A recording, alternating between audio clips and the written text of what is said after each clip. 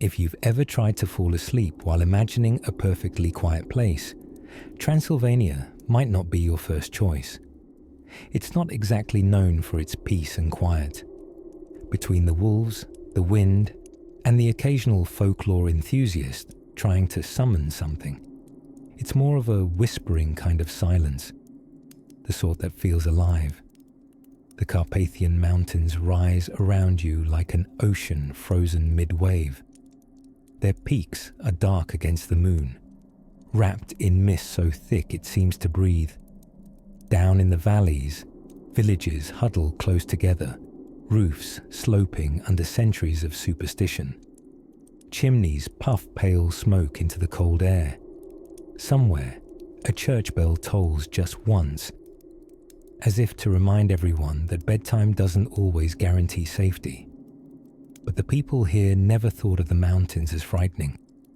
To them, the Carpathians were guardians. Old, moody, slightly unpredictable, but loyal all the same. They offered wood, water, and the occasional mysterious echo. The locals said that if you listened closely at night, the hills would speak, not in words, but in sighs and rustles, the voice of trees remembering storms, of snow shifting under the weight of memory. The mountains whispered, and the villagers listened, just in case they were saying something useful about tomorrow's weather or next week's harvest. By late October, the air was crisp and sweet, carrying the smell of pine, wet earth, and distant smoke. The forests were a patchwork of color, gold, crimson, brown. But by dusk, they all melted into the same shadowy blue. Travelers passing through would quicken their pace when the fog rolled down from the peaks. The mist came without warning, turning roads into pale ribbons and valleys into forgotten seas. You could hear the river below, but not see it. You could hear footsteps, but not tell if they were yours. The people of Transylvania didn't mind. They'd learned to live with mystery the way most people live with bad weather, with patience and soup. In mountain cottages lit by tallow candles, families gathered around wooden tables, eating bread and polenta while the fire cracked in the hearth. Outside, the night pressed its face against the windows, but no one was afraid. Not really. The dark was an old friend, a little demanding, maybe, but familiar. They told stories in those evenings when the wind howled through the chimneys and made the shutters shiver. The elders spoke of spirits that roamed the ridges, of wolves that could understand human speech, and of lights that danced on the peaks. The souls of shepherds lost in storms. The children listened, wide-eyed, torn between fear and fascination. And when the fire popped unexpectedly, everyone jumped, then laughed, pretending it was nothing. But deep down, no one entirely trusted the silence afterward. The mountains had a way of reminding people of their place in the grand scheme of things. Small, temporary, and deliciously mortal. Yet, there was beauty in that humility. The villagers saw the land not as cursed, but as blessed with personality. A mountain that growled during a storm was alive. A valley that swallowed echoes was deep. A forest that creaked and whispered was full of stories waiting to be told. And oh, the forests, endless ranks of beech and fir dripping with dew, their trunks slick and cold to the touch. In the day, they were ordinary. Places for gathering mushrooms or chasing goats that refused to cooperate. But at night, they changed. Every branch became a question mark, every path a dare. Lantern light barely reached a few steps ahead before being swallowed by the mist. Sometimes a twig would snap in the distance, and everyone would go very still, wondering whether it was just an animal or something older, remembering how to walk. The elders liked to say the mountains kept secrets for those who respected them. Hunters left offerings at certain trees before the season began. Bread, salt, and a splash of plum brandy. If the hunt went well, they'd return and pour another drink in thanks. The forest gets thirsty too, they'd say, as though nature itself needed a little social lubrication. It wasn't fear that shaped these customs. It was coexistence. To live in Transylvania meant living beside things you couldn't fully explain. Fog that moved against the wind, bells that rang without hands, footprints that appeared in snow leading nowhere. The people didn't panic. They adapted. After all, if the dead wanted to visit once in a while, it would be rude to make a scene about it. By the time the stars appeared, sharp and cold, scattered like frost, the world settled into a rhythm. Dogs barked once and went quiet. The wind hummed through the gaps in wooden walls, the same tune it had sung for centuries. The villagers banked the fires, locked the doors, and whispered small blessings out of habit, the kind that asked for good dreams and no visitors from the graveyard. Somewhere up in the hills, a lone shepherd watched his flock huddle together in the moonlight. The mist curled low around their legs, glowing faintly as if lit from below. The man adjusted his cloak and smiled. Another ordinary night, he muttered, which, in Transylvania, was the bravest sentence anyone could say.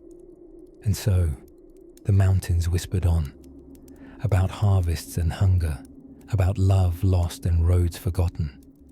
They had seen Romans and Turks, kings and crusaders, monks and madmen, and through it all, they had remained the same, vast, patient, and quietly amused by how quickly humans came and went. If you stood there now, listening to that ancient hush, you might hear nothing at all. Or maybe you'd catch the faintest sound, a sigh, a murmur, a laugh that could be wind or memory. Either way, you'd know what the locals have always known, that in Transylvania, even silence has stories. If you were to draw a map of Europe and then spill your coffee on it, the stain would probably land right over Transylvania, a fitting metaphor for a place forever caught between everything and everyone. Empires, religions, and legends have all tried to claim it. None have fully succeeded. It's the historical equivalent of that one mysterious neighbor who waves politely but never explains what's going on in their basement. For centuries, Transylvania has been less a country and more a crossroads, where Latin meets Slavic, where Catholic bells ring over Orthodox chants, and where every road seems to lead somewhere slightly haunted. It was part of the Kingdom of Hungary, then the Ottoman Empire, then the Habsburgs, then Romania, depending on which century's paperwork you prefer. But the people here never worried much about borders. Borders moved after all. The mountains didn't. The land itself looks like it was built by an overachieving god with a flair for drama. Valleys fold into forests, rivers curl like silver threads, and distant peaks stand sharp against the pale autumn sky. During October, everything turns to gold and rust, and a kind of holy quietness settles across the hills. The locals call it the whispering season, that gentle pause before the first snow, when even the wind seems tired of wandering. The villages are scattered like beads along narrow dirt roads, each with its own rhythm and personality. There's always a church in the center, sometimes Catholic, sometimes Orthodox, occasionally both, depending on who was winning history that week. Around it, houses lean close to one another, their red tiled roofs dusted with smoke. Chickens gossip in the yards, and somewhere, an old man in a wool coat stands guard by the gate, pretending he's not eavesdropping on the weather. Inside those houses, life moved at the pace of firewood and bread. By late autumn, the harvest was in, and the long season of waiting began. Waiting for spring, for sunlight, for news from the next village. The nights grew long, and people found comfort in ritual. Every gesture meant something. Hanging garlic by the door for luck, sweeping west to east to keep misfortune away, lighting candles for those who no longer woke to see them. You could say Transylvania was superstitious, but that would be missing the point. Here, superstition was simply good manners toward the unseen. If a shadow moved strangely in the corner, you didn't scream. You greeted it politely and offered it a seat near the fire. Maybe it was just a draft. Maybe it was your great aunt checking in. Either way, it was best not to be rude. The coexistence of the sacred and the supernatural was a delicate art. Priests preached about salvation on Sundays, and on Mondays they bought charms from the old woman at the edge of town, just in case. People prayed to saints for good harvests, but they also left bowls of milk outside for forest spirits. It wasn't contradiction, it was insurance. And then there was the language. In one market, you might hear 4 at once: Romanian, Hungarian, German, and Latin, all trying to buy the same cabbage. Each brought its own stories, its own ghosts. The Saxons told tales of spectral knights who rode at midnight. The Romanians spoke of spirits called moroi and strigoi, not demons, but restless souls. The Hungarians warned of lidurg, a shape-shifting firelight that followed travelers home. By morning, all the stories merged into one communal shrug that said, well, it's probably fine. This mix of cultures gave Transylvania a strange, timeless harmony. In summer, the hills rang with festivals, and in autumn, they grew quiet again, the silence stitched with songs that sounded both pagan and prayerful. Music here didn't need translation. It hummed with the same rhythm as the land. Flutes, fiddles, and deep voices echoed through the valleys at dusk, drifting into the forest like old promises. If you asked a villager what kept the balance between light and dark, they might smile and say, respect. Respect the land, respect the dead. Respect the fact that sometimes your goat stares too long into the woods, and you don't ask why. The people lived close to mystery, and they didn't mind. They didn't need answers. They needed warmth, food, and a strong enough roof to keep the snow out. At night, the boundaries between things softened, between field and forest, between memory and dream. Fires burned low, casting halos of light that barely reached the walls. The rest of the world dissolved into grey. It was in that in-between, neither day nor night, neither alive nor gone, that Transylvania existed most comfortably. A land between worlds, held together by fog, faith, and the faint smell of burning pine. Travelers often said the place felt ancient, as though time had forgotten to pass here. Maybe it had. The same roads that carried Roman soldiers later bore monks, merchants, invaders, and poets. All of them left something behind, a word, a story, a superstition. And the land, generous as always, absorbed it all. That's why even today, if you walk through a Transylvanian forest at dusk, you might feel you're not walking forward through time, but backward, into something that remembers you before you were born. In the end, that's the true enchantment of this region. It doesn't scare you with monsters. It lulls you with memory. It reminds you that every ghost story began as a love story, every prayer as a whisper in the dark. The living and the dead aren't enemies here, just neighbors who occasionally borrow sugar. So when the fog rolls down again from the mountains, wrapping the valleys in its quiet shroud, you can almost hear the heartbeat of the land, slow, steady, ancient. Somewhere between heaven and earth, history and myth, sleep and waking. Transylvania waits. Before Halloween ever drifted over from the west, before pumpkins learned they could have careers as lanterns, the people of the Transylvania already had their own festival of fire and fear, and it didn't involve vampires, just good old-fashioned pagan anxiety. They called it Sânzienele, or sometimes Dracula, a midsummer celebration dedicated to the sun, the harvest, and the small hope that the crops wouldn't die of boredom before autumn. But as with everything in Transylvania, even joy came with a flicker of superstition. The festival began with fire, because of course it did. At dusk, men carried torches up to the highest hill outside the village. The air was thick with smoke and the smell of pine resin. Children followed behind, their faces glowing orange in the twilight, clutching handfuls of wildflowers that would later be hung above doorways to ward off evil spirits or nosy neighbors. When the fires were lit, they roared to life, licking the sky with wild golden tongues. Sparks rose like stars trying to escape.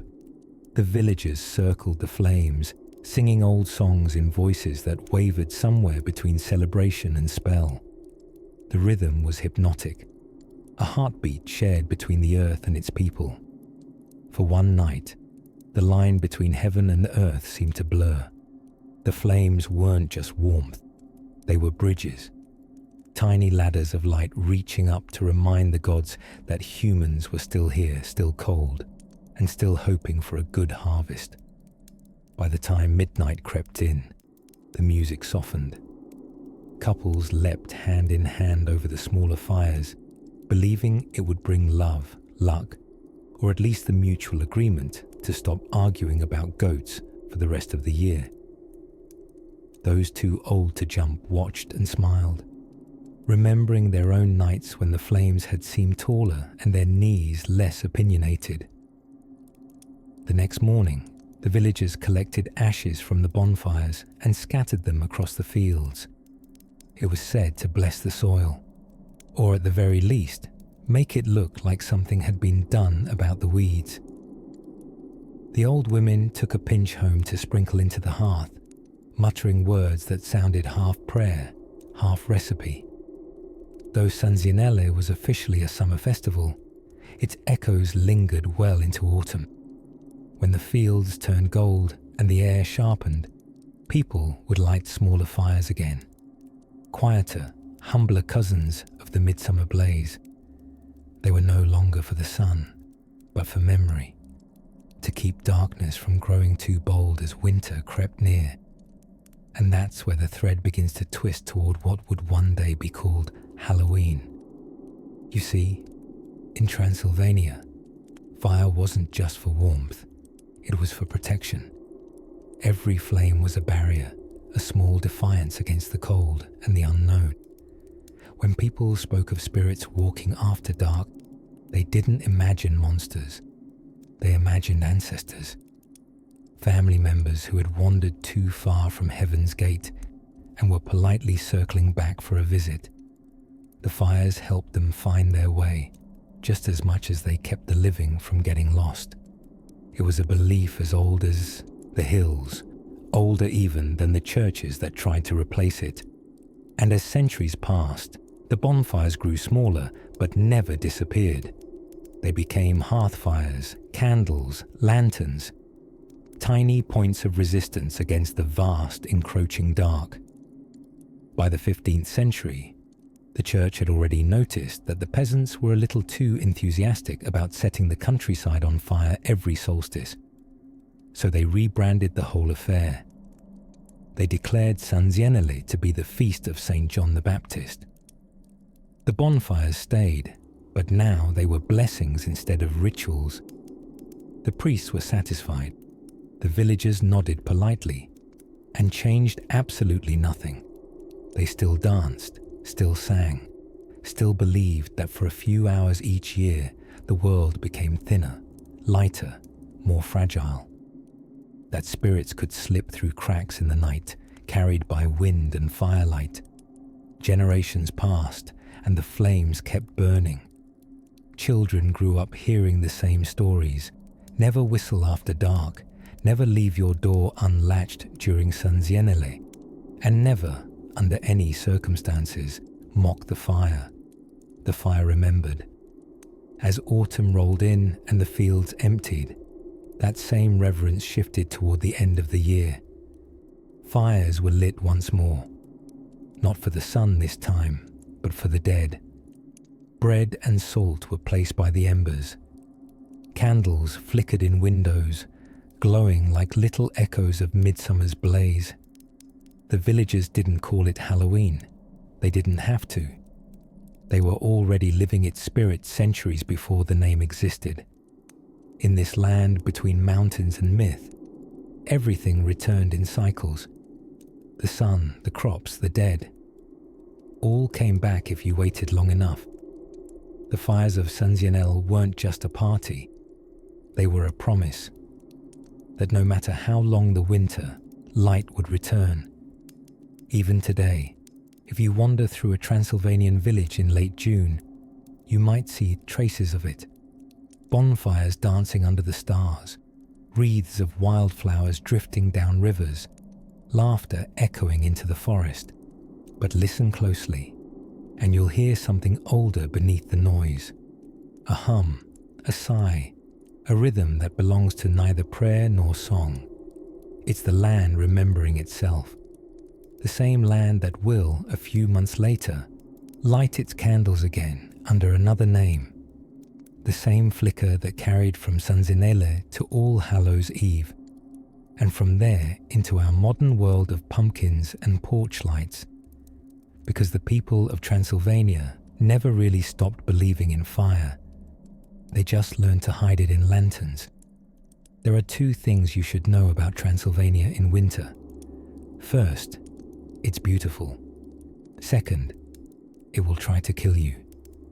By November, the mountains that once looked poetic in autumn now looked like something from a survival manual. The first snow came quietly, like a secret, dusting the peaks and creeping down the slopes until it swallowed the valleys whole. The roads turned from mud to ice, the air grew thin and sharp, and the wolves began to sing again. Yes, sing. Because to the people of Transylvania, wolves weren't monsters. They were music. They were the voice of the forest, the breath of the hills. Their howls rolled down through the trees and across the frozen fields like long, mournful hymns to the moon. And when you lived here, you didn't fear the sound. You listened to it the way you might listen to the sea. The villagers had a strange relationship with these creatures. They respected them, but from a safe distance, like relatives you only see at funerals. Wolves were sacred, powerful, and terribly efficient at reminding you that livestock management was a full-time job. But beyond the practical, there was the spiritual. The belief that wolves were protectors, guardians of the threshold between worlds. During the long winter nights, when snow covered every path and firewood became a form of currency, people told stories of Stramoshi Lupula, the wolf ancestors. According to legend, the first humans here were taught by wolves how to survive the cold, how to track prey, find shelter, and walk quietly enough not to wake the spirits beneath the snow. Even the church struggled with this. Priests tried to warn people that wolves were beasts of the devil, but it's hard to stay pious when one just saved your goat from freezing. So a compromise was reached. Wolves were no longer servants of darkness. They were simply God's mysterious middle managers. There was even a season dedicated to them, the Nights of the Wolf, or Filippi de Iarna. It fell in late autumn, just before winter tightened its grip. For several days, no one dared to work with sharp tools, spin thread, or mention the word wolf out loud. It was bad luck, they said. It invited attention. And in Transylvania, attention was the last thing you wanted from anything with fangs. Instead, families stayed indoors, patching old clothes, boiling cabbage, and pretending to be invisible. They'd hang bits of garlic by the doors, sprinkle ashes from the midsummer fires, Sânzienele, around the yard, and whisper small blessings into the cold. For peace, they'd say, though everyone knew peace was just another word for survival. Outside, the world grew still. The forests creaked under the weight of frost. Ravens circled the empty fields, their wings cutting through the white sky. The rivers froze, trapping reeds in glass. The only sounds were the wind and, every so often, a wolf's low call. A reminder that not everything slept through winter. And yet, those nights had their beauty. When the moon rose full over the mountains, the snow glowed like silver. You could see your breath drift upward like incense. The stars looked close enough to touch, though no one was foolish enough to try. Fires crackled inside every cottage, their light painting amber halos on the frosted windows. Families huddled close, sipping tuica, a plum, brandy that burned away both fear and common sense, and listening to the old stories. There was one tale everyone knew, of Lupualb, the white wolf, a spirit said to appear in the first snow. Some called him a guardian, others a warning. He was neither alive nor dead, but something in between. He roamed the mountain passes, watching over travelers who had lost their way. If your heart was good, he'd lead you home. If not, he'd lead you somewhere else entirely. The sort of place where even the trees seemed to lean away. Children listened wide-eyed, clutching blankets up to their chins. Parents told the story softly, smiling, because every generation deserved its own bedtime anxiety. Then they'd add, "But don't worry. If you hear a howl at night, it's just the wolves talking to one another." Which, if you think about it, wasn't much comfort. But in Transylvania, you learned to live with the dark. It wasn't the enemy, just part of the rhythm. Day and night, life and death, warmth and frost, all part of the same dance. The wolves were the drummers. They kept time when everything else fell silent. By January, when the snow lay deep and heavy, the world shrank to the size of a cottage. Days were short, nights endless. The fire never truly went out. It only slept between logs. People spoke less, conserving breath and stories alike. The wolves still howled, but softer now, their songs blending with the wind until you couldn't tell where one ended and the other began.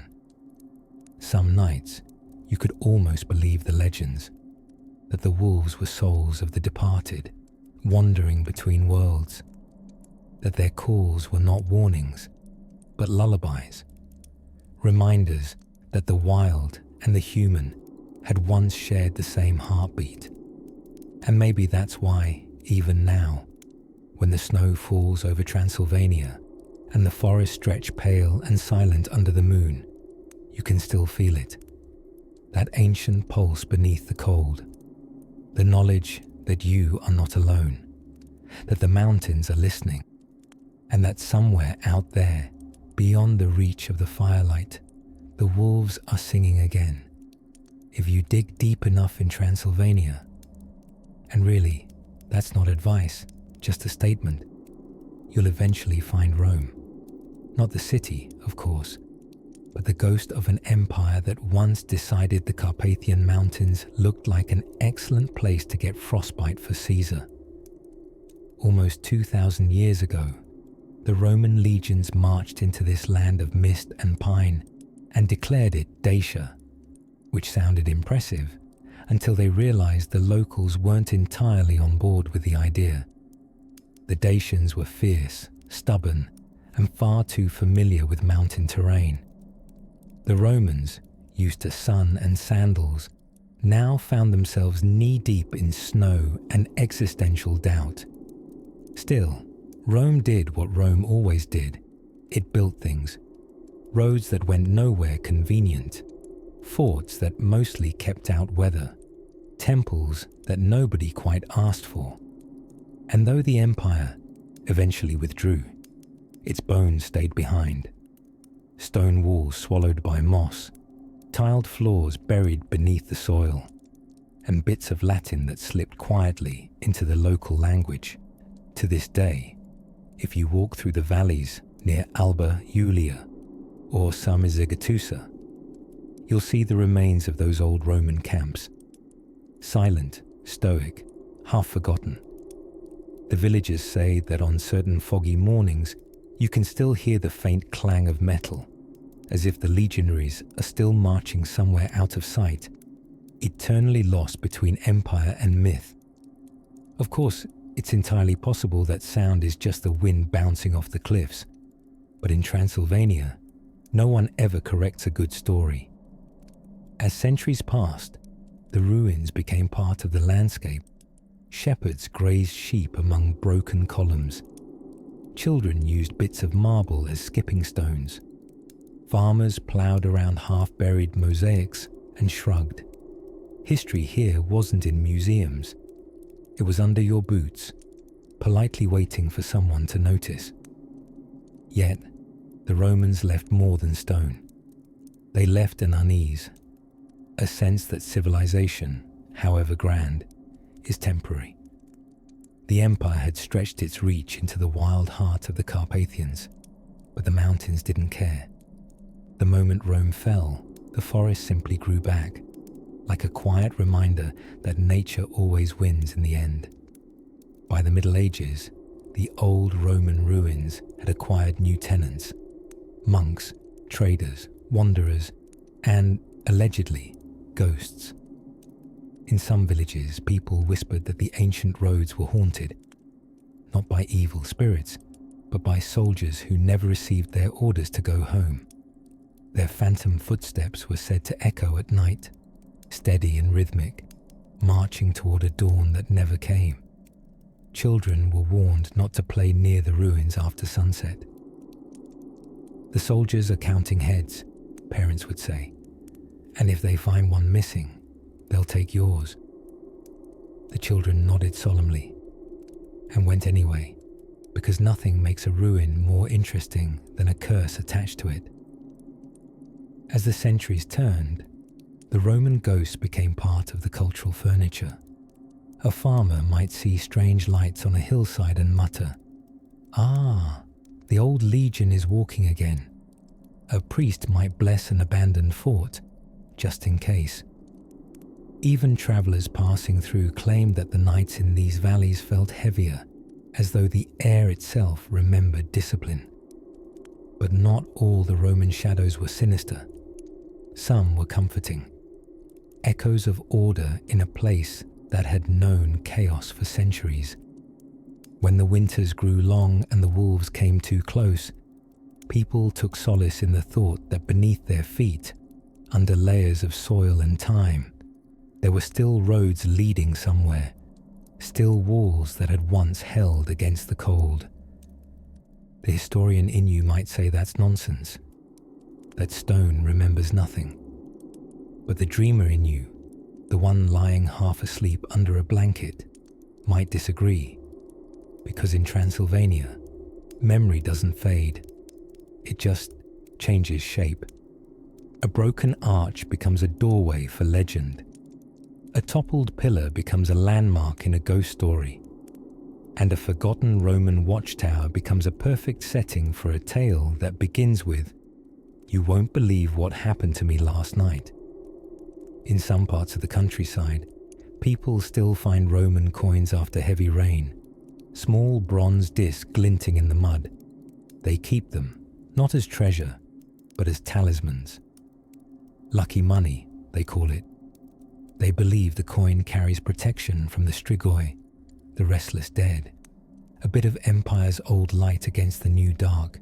Funny, really, how the tools of an empire became the charms of peasants who barely knew its name. And perhaps that's the real ghost of Rome. Not marble and conquest, but influence. Its words echo in the prayers. Its architecture hides beneath barns. Its roads still guide the wandering shepherd, even if the sheep have never heard of Caesar. In a land that never truly belonged to anyone, the Romans left the one thing that endures: stories. So if you find yourself walking through a Transylvanian valley one misty morning and you stumble on a half-buried stone carved with Latin letters, don't be alarmed. Just brush away the moss, whisper something polite in return, and keep moving. The mountains are listening. The past here never really sleeps. It just dreams in Latin. If the mountains of Transylvania feel like old storytellers, the forests are their chorus, always humming, always watching, always one note away from saying something you're not sure you want to hear. By day, they're practical. Timber for roofs, bark for medicine, mushrooms for dinner if you trust your grandmother more than you trust your eyesight. By night, though, the trees remember their secrets. Everyone in the villages knew there were rules for the woods, and most of them sounded like the kind of advice you'd give to an enthusiastic toddler. Don't wander off the path. Don't whistle after dark. Don't point at lights you can't explain. Don't follow music unless you know the singer. And if you know the singer and it's midnight in the middle of a fir thicket, you probably don't know the singer after all. The forest spirits were not villains. They were neighbors with strong boundary preferences. People spoke of the yele, shimmering women of wind and moonlight who danced in circles so perfect they left the grass white, and the men who watched them a little less intelligent than before. The yele were beautiful, terrible, and, like most forces of nature, allergic to being interrupted. If you stumbled upon their ring, you averted your eyes, apologized to the air, and walked backwards to a polite distance, promising never to mention it to anyone with a talent for gossip. There were other presences too. The old forest man who smelled of resin and slept in hollow beeches. Little lights that skimmed puddles after rain, as if deciding which reflections to keep. The sudden hush of birds that meant something old had paused to listen. A woodcutter would make the sign of the cross and whisper, "Good evening" to whoever's passing, and keep his axe low. Not because he was afraid, but because no one wanted to be the topic of conversation at the next gathering of supernatural entities. On autumn nights, mist slid between the trunks like drifting silk. Lantern light floated just ahead, never quite reaching the places where your questions lived. Paths looked familiar until they changed their minds. Even the river's voice turned secretive, choosing which stones to talk to. You learned to move slowly. You learned to say thank you to branches that bent out of your way, even if they hadn't before you said it. Every village had stories of someone who didn't listen. A shepherd who chased a stray lamb at twilight, swore he heard bells, and wandered in circles until dawn. A girl who followed a silver glow and found herself standing in a clearing full of mushrooms arranged like a wedding crown. Beautiful, ominous, and guaranteed to cause parental disappointment. She went home with shoes full of dew and a memory that never quite decided if it was a dream. But the forest wasn't only about warnings. It could be tender too. A place where grief softened and lonely thoughts had company. Widows took the shaded paths to gather herbs, speaking to their husbands as though they walked beside them.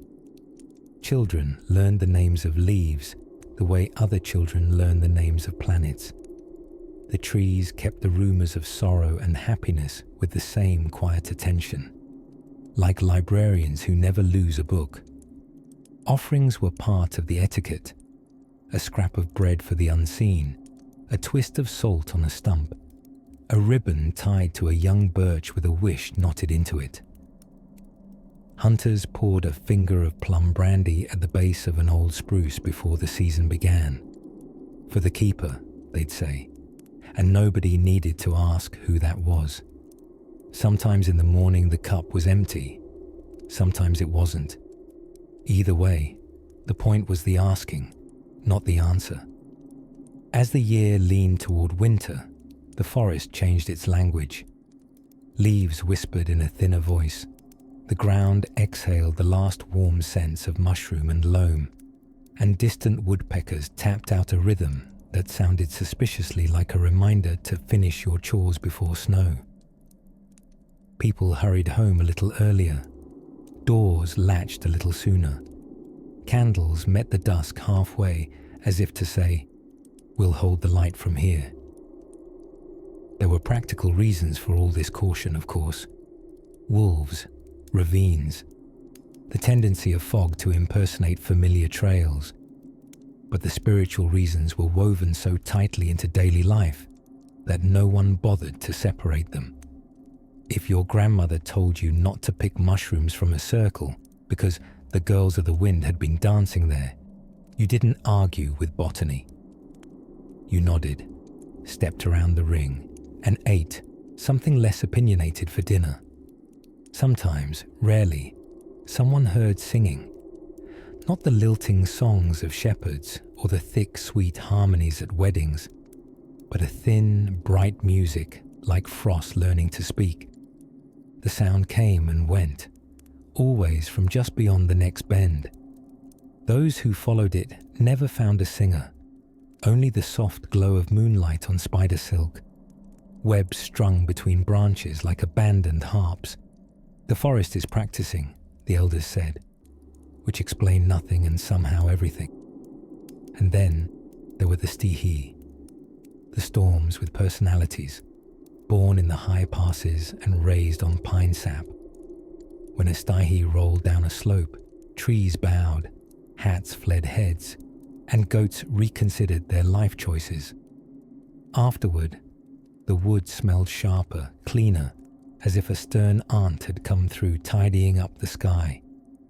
People stayed indoors and brewed tea with thyme and honey, telling children, "Listen, the forest is washing its face."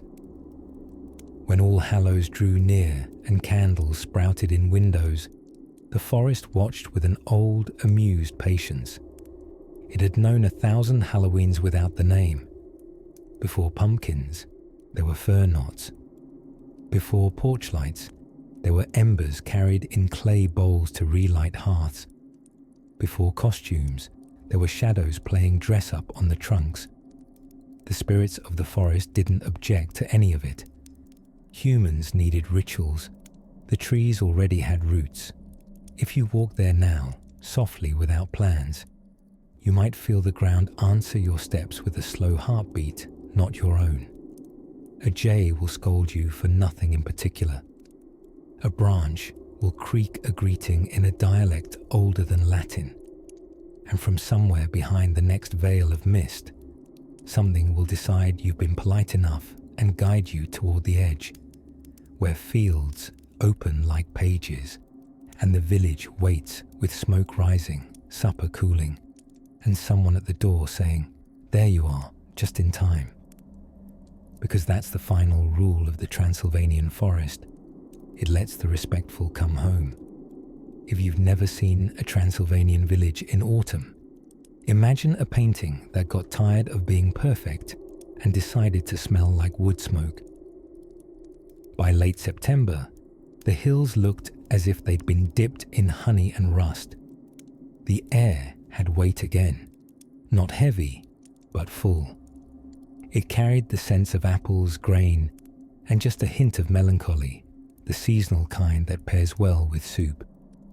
The villagers felt it too. After the bustle of harvest came the quiet. The haystack stood tall and patient, shaped like soft pyramids guarding the fields. The vineyards had given up their last grapes, and the wine barrels, tucked away in cool cellars, had begun their slow, gurgling conversation with time. It was the in-between season, not quite summer, not yet winter, the pause before the long hush. People called it the breathing time. A few warm afternoons still lingered, but evenings came sooner, nudging everyone toward the hearth. Even the sun seemed to pack up earlier, clocking out before dinner. Each village had its rhythm. In the mornings, smoke rose from chimneys like thought bubbles. Women baked bread in outdoor ovens, the crackling sound of crust echoing down the lanes. The men mended fences or chopped firewood, their axes marking the steady heartbeat of the day. Chickens staged loud, aimless meetings in the dirt. Dogs napped heroically, occasionally opening one eye just to maintain authority. Children, freshly freed from harvest chores, found mischief in piles of leaves and the irresistible challenge of climbing anything not specifically labeled tree. Their laughter mingled with the bells of grazing sheep, drifting over the fields like small bursts of sunshine. And when the church bell tolled noon, everyone paused, not because they were religious about punctuality, but because it gave them a good excuse to rest. Afternoons were quieter. A golden light hung low across the valley, and everything, barns, hay carts, even people, seemed outlined in amber. Old men sat on wooden benches outside their gates, pipes glowing faintly in the shade. They didn't talk much. Conversation was mostly eyebrows and weather predictions. Every so often, one would squint at the horizon and announce, "Winter will be early this year." The others would nod in agreement, as if they hadn't heard that exact sentence every autumn since the invention of nodding. Inside the houses, the women prepared for the cold. They sorted beans by candlelight, their hands moving with the rhythm of stories. Slow, practiced, full of pauses for laughter. They talked about weddings, births, and sometimes about ghosts, though always in the tone of someone describing a mildly inconvenient relative. "He knocks on the window, poor soul," they'd say, but only when the wind's from the north. As October deepened, the festivals began.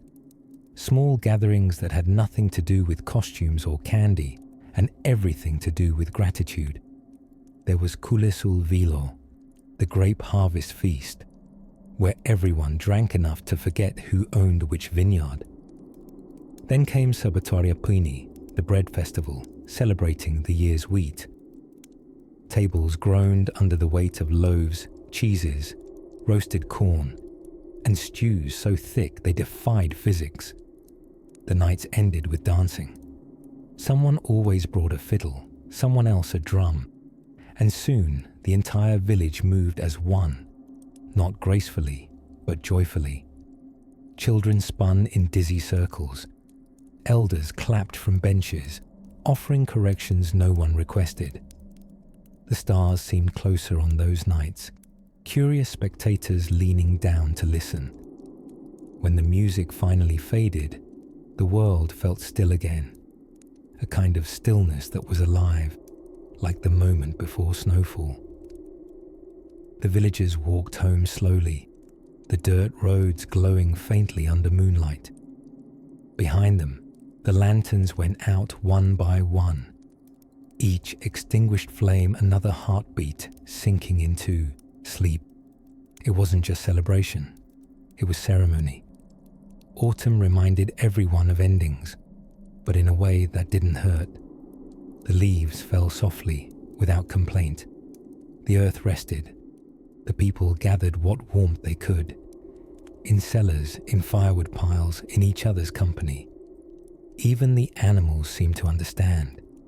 Cats gravitated toward hearths, and cows stared thoughtfully at the horizon, as if reminiscing about summer grass. And then there was the sound. Transylvanian autumns had a sound you could feel more than hear. The quiet hiss of wind through cornstalks, the creak of wagon wheels, the distant bark of a dog that always seemed farther away than it really was. It was a sound that said, "Things are slowing down now. You can too." Inside each home, the evenings had their own magic. Fires flickered in clay stoves, casting light across whitewashed walls. The smell of plum jam mingled with smoke. Someone always hummed a tune. Not a song for anyone in particular, just a melody to remind the dark that people still lived here. Shadows waltzed lazily across the ceilings, as if they too were tired, but unwilling to admit it. Children fell asleep before the last log burned out, their dreams full of pumpkins, bread, and the unshakable feeling that the world was still kind.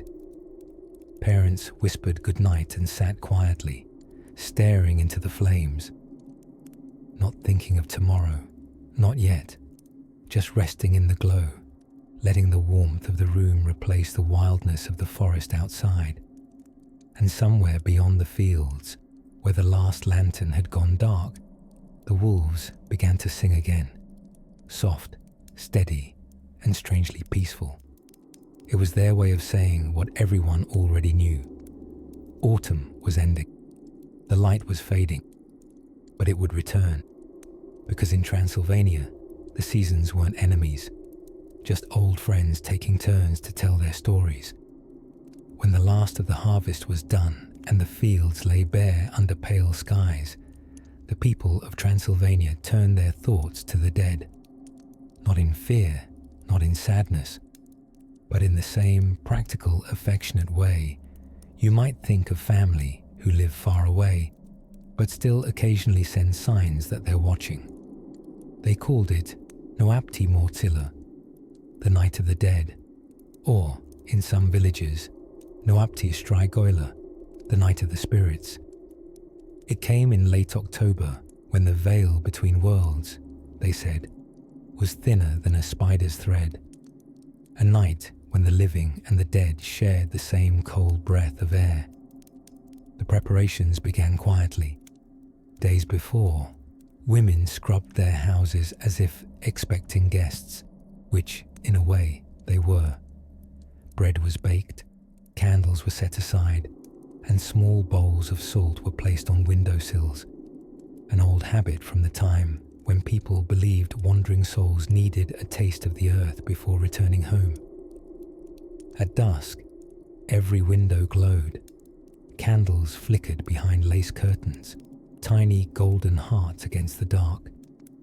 In the yards, people lit small fires, not bonfires, but gentle ones, the kind that crackle softly and make the air smell of pine and memory. The smoke drifted upward, curling toward the stars as if carrying whispered invitations. Children were told, "Tonight, don't wander past the gate," not because ghosts were dangerous, but because you never knew which one might be visiting. It was polite to stay put and let them find their way without interruption. Inside, the tables were set for two worlds.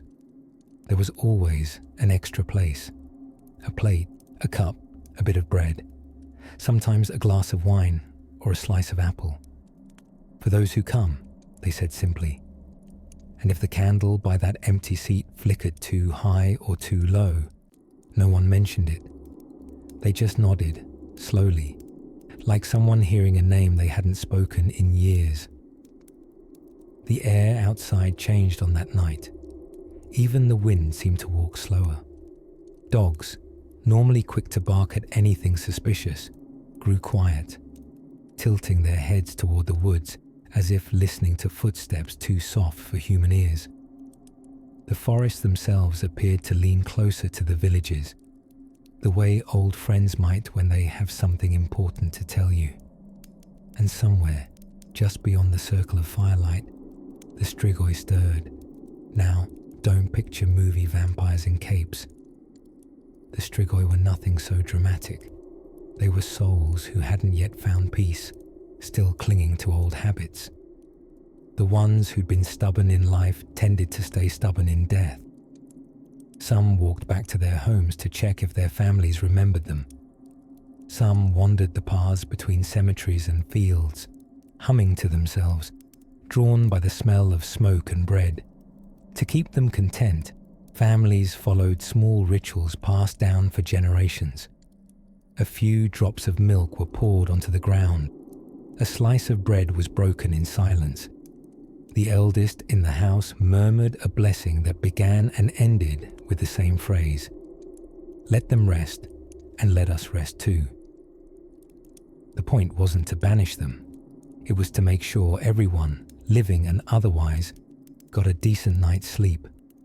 In the old days, people believed that if you ignored the Noapti Mortilla, the spirits would take it personally. Doors would creak, mirrors would crack, and the livestock might refuse to eat. So even the laziest villager made sure to light at least one candle. "You don't want a disappointed ghost in the family," they'd say, and nobody argued. The churches joined in their own way. Bells tolled slowly at midnight, one for each soul remembered. The sound rolled across the hills, low and heavy, like thunder that had forgotten how to be frightening. In every valley, that echo mingled with the wind, weaving the villages together in one long breath of reverence. And yet, for all its solemnity, the night was not grim. There was comfort in it. People spoke softly, but they smiled. Children peeked from behind curtains, trying to catch a glimpse of something spectral and probably succeeding only in seeing the neighbor's cat. Couples held hands in the candlelight, feeling the warmth of life in their palms. And the old, they just sat and listened, content in the knowledge that half their friends were visiting. When midnight passed, families carried small embers from their hearths and placed them near doorways. It was said to light the road for the departing souls, a polite thank you for coming in fire form. Then the candles burned lower, the air grew colder, and the unseen guests slipped quietly back to wherever the veil leads. By morning, everything looked ordinary again. Smoke rose lazily from chimneys. The fires in the yards were nothing but faint trails of grey. The plates left out for the dead were still there, though some swore the bread looked smaller, or the wine a little less full. They ate well, the grandmothers would say with satisfaction, and start clearing the table. The day that followed was peaceful, slow, muted, soft around the edges. The living went about their chores, warmed by the feeling that they hadn't really said goodbye, only see you next year. Because in Transylvania, death was never a full stop. It was a comma, a pause before the next story. The Noapti Mortilla wasn't about fear or grief. It was about connection. The same way autumn connects summer to winter, the living connected to the lost, briefly, beautifully, by candlelight. And as night fell again over the quiet valleys, the last smoke of those little fires rose skyward, thin, wavering threads tying heaven and earth together, one flame at a time. In most places, the dead are content to stay politely in their graves. But in Transylvania, death has always been more of a suggestion. The strigoi, restless souls caught somewhere between life and legend, are the reason people here never fully trust silence. They are not evil in the cartoon sense, nor elegant like movie vampires. The strigoi are ordinary people who forgot to stop being alive. And to be fair, the afterlife bureaucracy in this part of the world has always been notoriously slow. There were two kinds. The strigoi zevev, the living ones, were said to be people born with something a little extra, maybe a second heart, or a shadow that moved a fraction too late. They were the ones who could turn restless after death. Then there were the strigoi morti, the fully deceased but unwilling to retire variety. The souls who, instead of drifting peacefully into the next world, decided to pop back home for a snack and some light haunting. Every village had a few names whispered about. Old Ion from the mill never closed his eyes right, someone might murmur. Or that woman from the next valley, the one whose cat doesn't blink. Nobody ever confirmed these suspicions, of course. It was considered rude to label your neighbors undead while they could still overhear you. According to old belief, strigoi didn't always mean harm. Sometimes they came back because they missed their families, sometimes because they were bored, and occasionally because someone owed them money. But even the kindest among them were unsettling company, pale, quiet, and always arriving after sunset, the social hour for souls who didn't RSVP. To keep things peaceful, people developed an impressive list of preventive measures. Garlic, for instance, wasn't just for flavor, it was for diplomacy. It was hung above doors, tucked into windows, and in extreme cases, worn around the neck. A household that smelled like a well-seasoned kitchen was considered spiritually secure. Salt was another favorite. Sprinkled in corners, across thresholds, even in pockets. The dead hate seasoning, the elders joked, though no one laughed too loudly.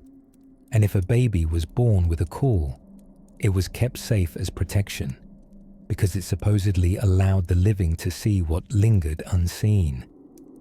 Not the most comforting baby gift, but practical. Then there were the grave customs.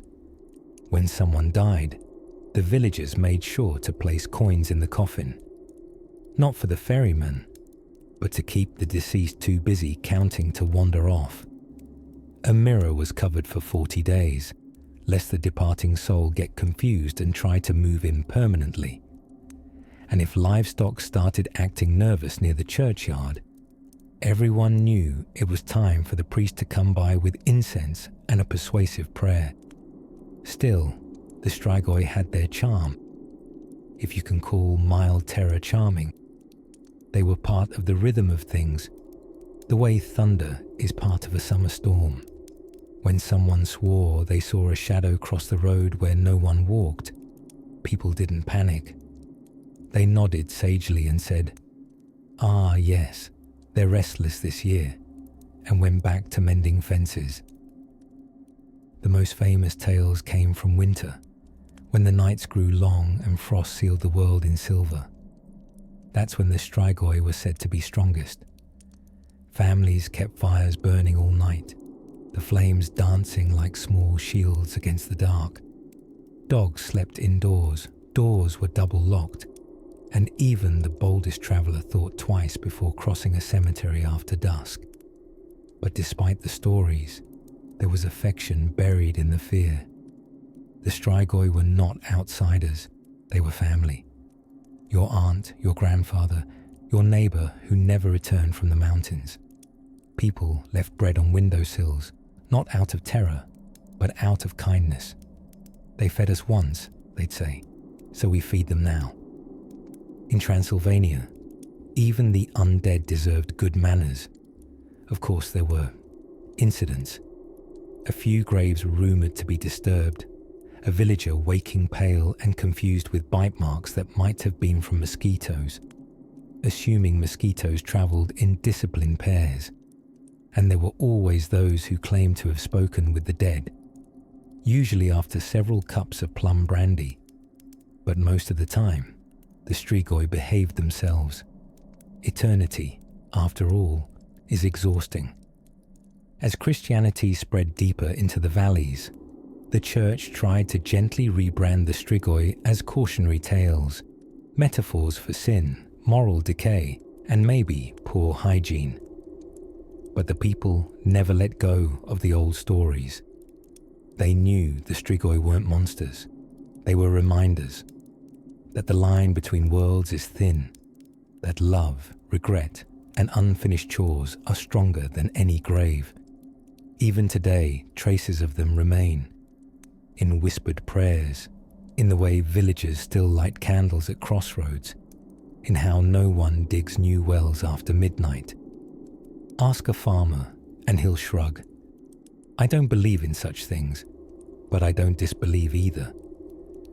And maybe that's the most Transylvanian answer possible, because here, the strigoi aren't about fear.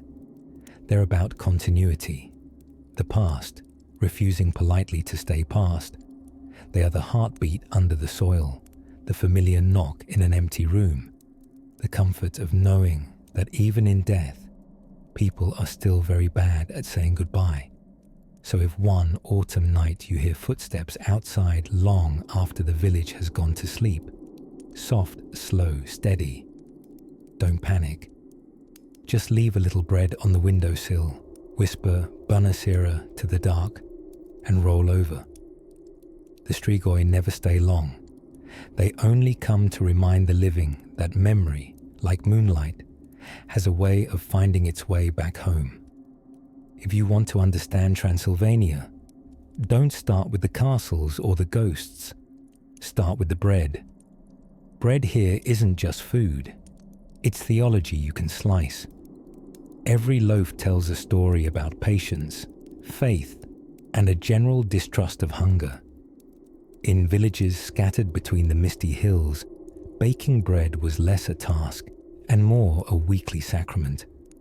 The dough rose slowly, like a whispered prayer, and every step of the process carried a kind of quiet reverence. Before kneading, women made the sign of the cross over the dough. It wasn't superstition, it was insurance. Because if something went wrong with your bread, you didn't just fail as a baker, you risked offending both heaven and the village rumour mill.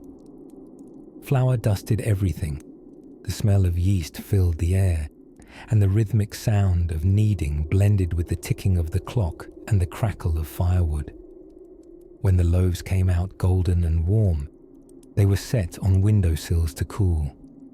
A smell so comforting that even the dead, one imagines, would pause their nightly wanderings to appreciate it. Children were warned not to cut the first slice until it cooled, though that rule was mostly broken by everyone with hands. Bread wasn't just nourishment, it was a blessing.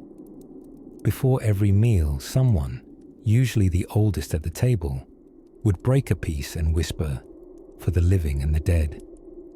It was a small, simple ritual, but it bridged centuries. In that single moment, peasants in 17th century Transylvania were keeping company with ancestors who'd baked by firelight, and maybe even with Romans who'd once dropped crumbs on the same soil. The same reverence extended to everything made by hand. The first sip of new wine, the first cut of cured meat, even the first spoonful of soup in winter. All deserved a murmured blessing. Life here was built on the understanding that you couldn't separate the sacred from the ordinary. Every act of survival was also a kind of prayer. But Transylvania wasn't just about blessings.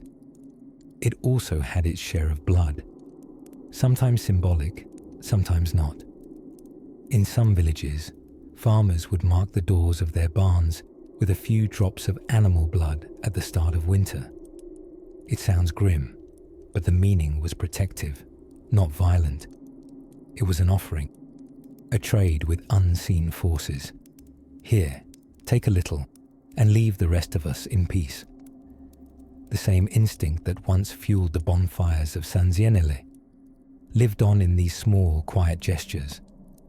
The churches tried to replace such customs with holy water and incense, and to their credit, people happily used both, along with garlic, salt, iron nails, and the occasional horseshoe nailed above the door, just in case the holy water forgot something. Transylvanians didn't stop believing in God. They simply believed he appreciated backup plans. There were blessings for everything: new barns, newborns, new moons. The priest would visit homes in winter, swinging his silver censer through clouds of incense, his voice echoing in the low rooms. Pace aceste case. Peace to this house.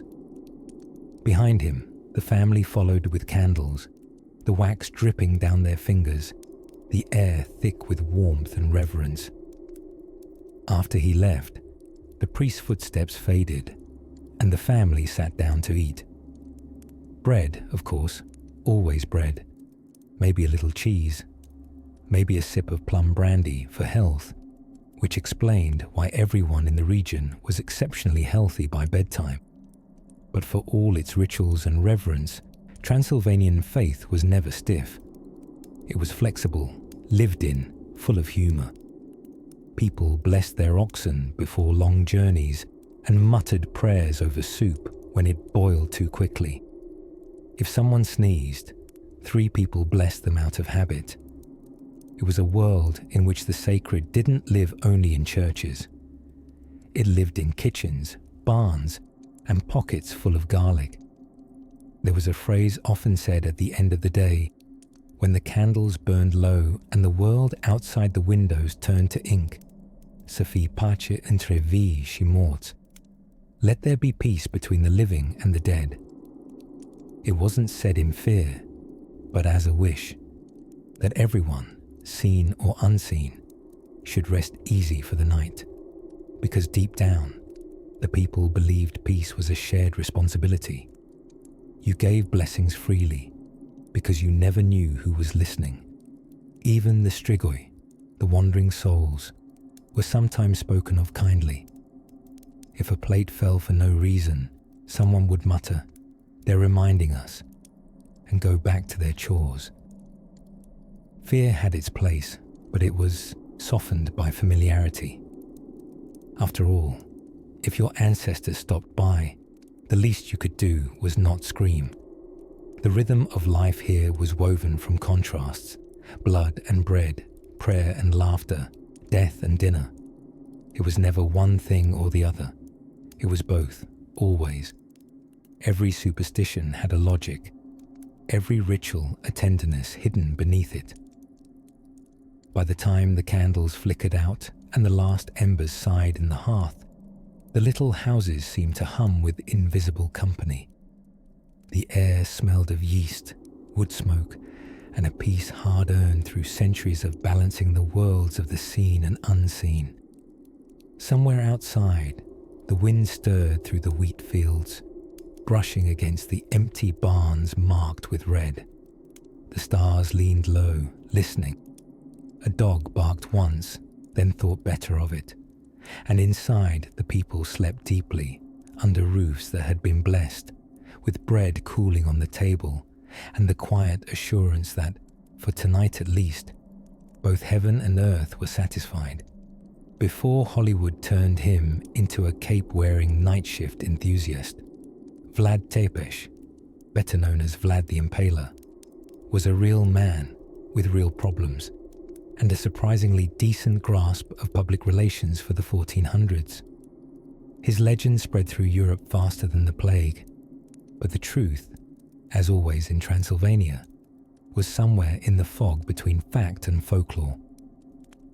Vlad was born in 1431 in the fortress town of Sighișoara, a place that now sells refrigerator magnets with his face on them. His father, Vlad Dracula, was a member of the Order of the Dragon, a group of noblemen dedicated to defending Christianity from the Ottomans and occasionally wearing dramatic cloaks just because they could. The name Dracula came from the Latin Draco, meaning dragon, though later generations misheard it as devil, which didn't help the family's PR.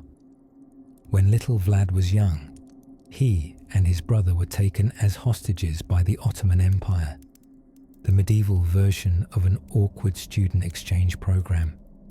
He spent several years in captivity, learning politics, languages, and, apparently, a lifelong dislike for anyone who crossed him.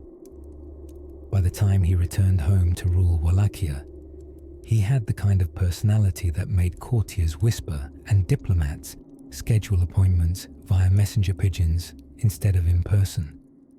To his people, Vlad was a stern but just ruler. the sort of man who insisted on honesty and then enforced it with breathtaking creativity. His favorite method of discipline was, of course, impalement, a technique that he did not invent but certainly perfected, turning it into a sort of medieval performance art. The Ottomans called him Tepesh, meaning the impaler. The villagers called him our prince. The Swiss called him deeply concerning. But here's the twist. For all his brutal reputation, Vlad wasn't seen as evil by his own people. To them, he was justice made flesh. He punished thieves, corrupt, nobles, and lazy officials. Legend says he once placed a golden cup at a public fountain to test his citizens' honesty. No one dared touch it. In an age where most rulers were busy inventing new taxes or wars, Vlad's version of law enforcement, while unconventional, worked. It's hard to argue with results, or with a man holding a very sharp stick. The connection to vampires came centuries later, courtesy of a certain Irish novelist who found the name Dracula irresistible. But during Vlad's lifetime, the only thing he was sucking was the joy out of his enemies. Still, it's easy to see how myth took over. He ruled a land already obsessed with the undead. People whispered that his cruelty defied natural limits, that his thirst for revenge was literal. Some said his victims' blood ran so deep in the soil that the crops grew redder the following year. Others swore that he never aged. Transylvania didn't need much encouragement to turn a warlord into a bedtime story, and what a story it became. Western travelers returned home with tales that mixed awe and horror in equal measure. Pamphlets printed in Germany described forests of impaled bodies, so dense that birds couldn't land without reconsidering their life choices. The image stuck. Vlad became less of a man and more of a mirror, reflecting Europe's fascination with fear, death, and the exotic East. By the time Bram Stoker came along in the 19th century, all the ingredients were ready. Blood, castles, mountains, mystery, and a family name that already sounded like it came with its own lightning strike. But the locals still tell it differently. In the villages of southern Transylvania, they speak of Vlad not as a monster, but as a necessary evil, a ruler born in hard times for harder people. He was cruel, they'll say, but he kept order. And then they'll add, the roads were safe back then, which, considering medieval travel involved bandits, bears, and existential dread, is quite a compliment. Even the church couldn't quite decide what to do with him. Some saw him as a defender of Christendom, others as a sinner beyond redemption. Vlad himself didn't seem particularly bothered by the contradiction. He was too busy making sure taxes were paid and heads stayed attached, mostly in that order. In his later years, exiled, betrayed, and briefly imprisoned, Vlad faded into legend. Some say he was buried at Snagov Monastery, others at Kamana. When archaeologists opened one supposed tomb centuries later, they found it empty. Of course they did. In Transylvania, the dead rarely stay where they're told. And yet, the strangest thing about Vlad's story is how peaceful it feels once you strip away the fear. He wasn't the devil. He wasn't even the first Dracula. He was just a man trying, perhaps too enthusiastically, to bring order to chaos. In another century, he might have been remembered as a reformer. In his, he became a warning. History, after all, has a sense of humor. Today, his castles are tourist attractions. Children take selfies where soldiers once trembled. Souvenir shops sell bottles of Dracula wine and plastic fangs made in China. And somewhere, deep beneath those mountains, the soil still holds his memory. Iron, red, and oddly proud. The wind that moves through Bran Castle at night doesn't whisper of horror. It whispers of endurance, of a land so full of myth that even its darkest figures are somehow forgiven. Vlad's shadow stretches long, but not because of evil. It stretches because the fire behind it never went out. If fairy tales are the dreams of the Middle Ages, then Transylvania is where those dreams forgot to wake up. The castles here don't sparkle like Disney's. They brood. They cling to cliffs and perch on hilltops like stone owls. Ancient, watchful, slightly judgmental. Their towers pierce the mist. Their courtyards echo with the footsteps of centuries. And their walls have seen more schemes than a modern office meeting. By day, they look romantic, all moss and memory. But at night, when the candles burn low and the corridors breathe, the castles remember things you probably wouldn't want to. Drafts become whispers. Shadows act like they have opinions. Doors creak open without asking first. And somewhere down a winding stair, a sound echoes. The slow drip of water, the flutter of a bat, or something trying very hard to pretend it's just the wind. Most of these fortresses began as defensive strongholds, built by Saxons and Hungarians to fend off invaders who were, to be fair, almost always on the way. Stone by stone, they rose, guarded by peasants who worked all day in the fields and then spent their nights patrolling walls that seemed to climb straight into the clouds. When the bell sounded, the entire village would vanish uphill, carrying livestock, bread, and every family superstition they could fit into a sack. Inside, life wasn't exactly glamorous. The air was cold enough to qualify as weather. Tapestries hung on the walls not for decoration, but to prevent hypothermia. Windows were arrow slits, charming for defense, useless for sunlight. Fires smoked, floors creaked, and privacy was a concept that hadn't yet been invented. But still, the castles had their own rhythm, a heartbeat of metal, stone, and candlelight. Evenings were the strangest time. As the last glow of dusk faded, servants lit long iron sconces along the corridors, their flames trembling like nervous thoughts. The light spread unevenly, casting more shadow than illumination. Nobles dined in great halls where every whisper carried to the rafters. The smell of roasted meat mingled with beeswax and damp stone. A bard might strum a lute in the corner, singing of bravery, love, or the weather, whichever was least controversial that week. Outside, the night pressed in close. Fog rolled through valleys like pale smoke. The forest murmured, the wolves began their hymns, and the castles, ever so slightly, seemed to lean forward to listen. It wasn't all dread and draftiness, though. Candlelight had its own kind of magic. It softened the stone, warmed the air, made even the loneliest hallways look almost kind. For a few hours, the world inside the walls glowed, a small rebellion against the dark.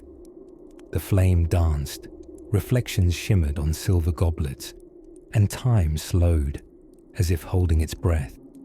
In the smaller rooms, the servants' quarters, the kitchens, the chapels, life went on more humbly but more warmly.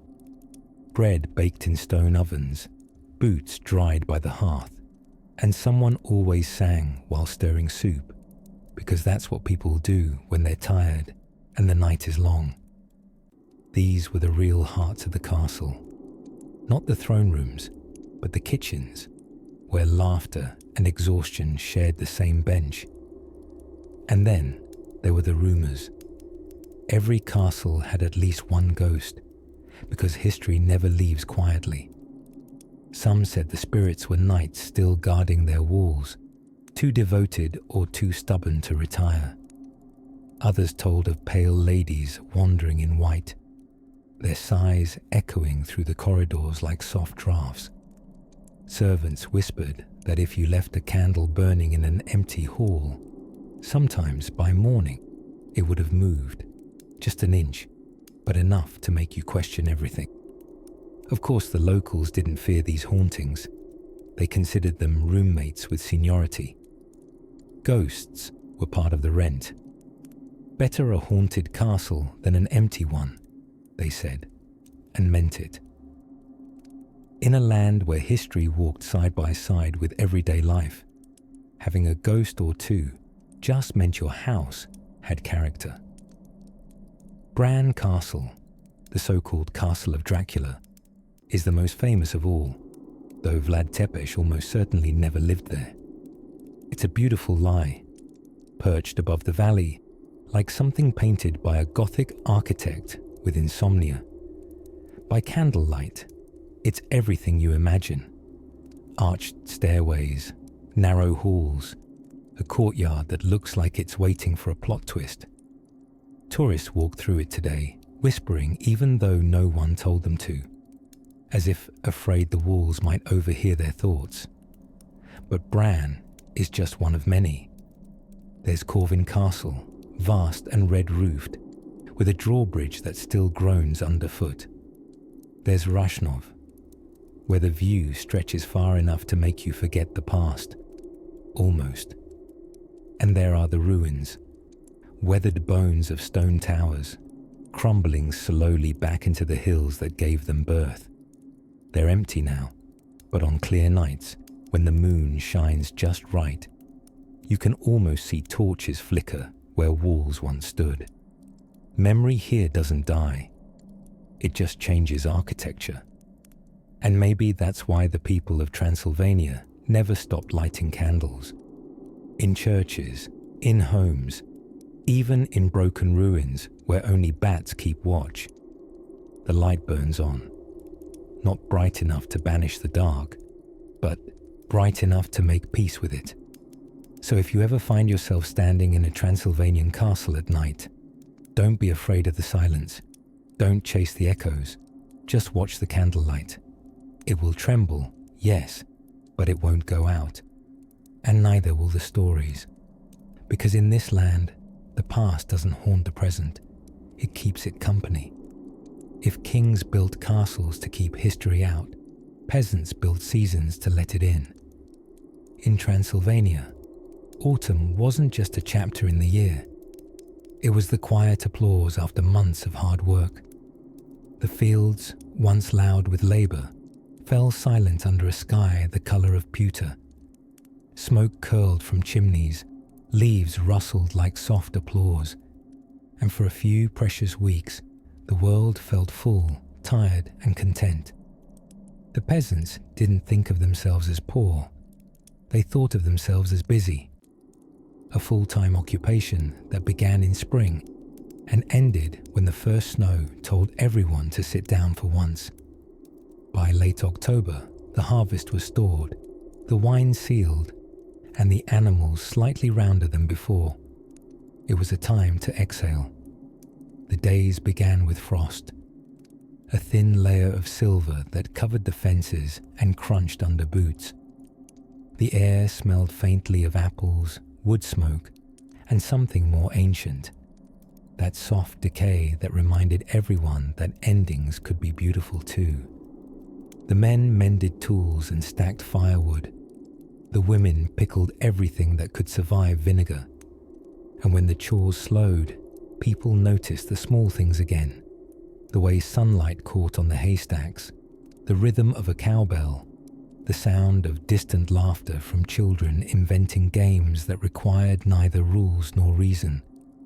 Life in the villages followed a calendar older than any church. Feast days blended with weather days. The first cold wind from the north meant it was time to patch the roof. The first crow on the chimney meant a guest would arrive. And the first night you could see your breath indoors meant you'd waited too long to start the stove. Every family had its rituals.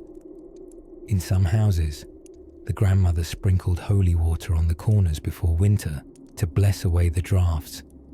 In others, the father would step outside, face the mountains and say, "We're ready." It wasn't arrogance, it was respect. The peasants knew that winter didn't take requests, it took inventory. The rhythm of autumn evenings was sacred.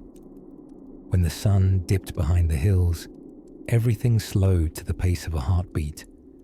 Fires were lit, pots of soup bubbled, and the world shrank to the size of a kitchen. The glow from windows spilled out onto the dirt roads, each cottage a small lantern holding its own warmth against the dark. After supper, stories began. Stories older than the walls that heard them. They weren't read. They were remembered, polished by repetition, until every word fit perfectly. A tale about a shepherd who could talk to stars. A legend of a girl who married the wind. A warning about the ghost who borrowed firewood and never brought it back. Nobody really believed these stories, but nobody didn't believe them either. They were part of the air, the way dust is part of sunlight. Children sat cross-legged by the fire, their faces glowing with that same orange light that makes everything look eternal. Their eyelids drooped as voices blended with the sound of crackling logs. Some nights, the wind outside tapped at the shutters, as if asking to be let in. "Just the forest saying goodnight," someone would murmur, and everyone would nod, pretending not to notice how cold the room suddenly felt. In the morning, frost had traced delicate patterns on the windows. Fern shapes, starbursts, strange maps that no one could read. People believed those patterns were messages from the unseen, little blessings drawn in ice. A good sign, a promise of peace. Sundays were for resting, at least in theory. The church bells rang across the valley, slow and heavy, their echoes bouncing between the hills. Families walked the dirt paths in quiet procession, wearing their best clothes, which meant clean, not new. Inside the small stone churches, candles flickered beside icons painted with gold halos and expressions of infinite patience. The priest's voice carried through the air, soft as the smoke rising toward the rafters.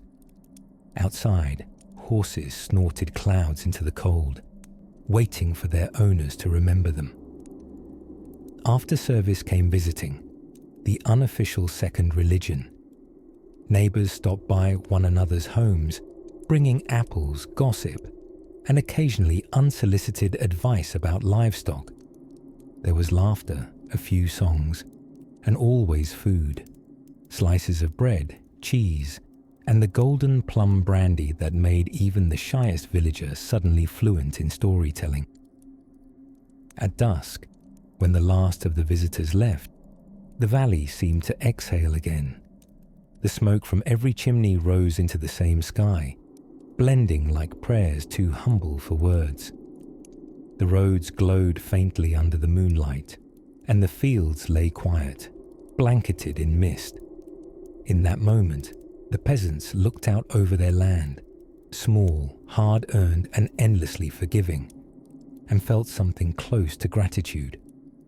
Autumn wasn't about wealth or grandeur, it was about balance. You gave what you could, and the earth gave back what it had. The peasants understood this better than anyone. They didn't need to read philosophy. They lived it every time they planted, harvested, and waited. And when the nights grew longer and the wolves began to sing again, no one was afraid. The fires were strong, the cellars were full, and the world, for now, was kind. The peasants would pull the blankets high, listen to the wind at the window, and drift into dreams that smelled faintly of bread and smoke. Because in Transylvania, autumn didn't end with darkness. It ended with warmth, the kind that glows quietly in the heart and refuses to go out. If there was one thing Transylvania understood better than fear, it was harmony. Not perfect harmony, the kind that comes from a choir of cracked voices, mismatched tempos, and someone in the back who always comes in half a beat late, but harmony all the same. In a land of long winters and longer memories, songs were the bridge between silence and prayer. They sang for everything. For rain, for weddings, for funerals, for courage, for boredom. If something happened, or even if it didn't, there was a song about it. And nowhere were those songs more powerful than beneath the cross. In every village stood a wooden cross, carved from oak and darkened by centuries of weather. It wasn't grand like a church steeple or polished like cathedral stone. It was humble, standing at the crossroads or on a small hill, surrounded by wildflowers in summer and snowdrifts in winter. But it was where people went when words failed, which thankfully was often. On long autumn evenings, after the fields were done and the fires were lit, villagers would gather there, not to mourn, not to celebrate, just to remember. They brought candles, homemade bread, and their voices. The songs that rose into the night weren't about faith in the distant, complicated sense. They were about survival, love, and the kind of hope that doesn't need explaining. Some of those songs had no lyrics, just sounds, syllables older than language, shaped by the rhythm of footsteps, by the wind, by the pulse of heartbeats that belonged to ancestors long gone. Others told stories of saints who disguised themselves as shepherds, of spirits who borrowed voices, of lovers who waited so long for one another that the mountains learned their names. When the singing began, the air itself seemed to change. The first voices started softly, a low hum, then a higher one joining in, then another. The sound moved through the cold night like smoke, rising toward the stars and falling back on the listeners like a blanket. Even the wind seemed to pause and listen, its breath threading through the melody. It was said that on such nights, even the dead leaned closer. The strigoi, those restless souls from the old stories, grew quiet, soothed by the music. The wolves in the forest stopped howling, their voices swallowed by something gentler. You could almost believe the world was holding its breath, waiting for the last note. The church tolerated these gatherings, mostly because everyone who sang on Saturday still showed up for Mass on Sunday. But the melodies that floated beneath the open sky were older than any sermon. They carried a different kind of faith, one that didn't need translation. If the priest spoke of heaven, the song spoke of home. If the priest promised salvation, the song simply promised peace. In some places they sang in circles, hand in hand. The circle had power, a symbol of unity, of cycles, of time repeating, but never quite the same. Children swayed with their parents. Old men hummed in, rhythm, and the whole village became one breathing thing, alive and endless. And then there were the laments, the duin. No one quite knew how to describe them. They weren't sad exactly, but they weren't cheerful either. They were remembering songs. They began slow and climbed like smoke, twisting, wavering, reaching for something just beyond the reach of words. The singer would close her eyes, the notes trembling in her throat like the edge of a prayer.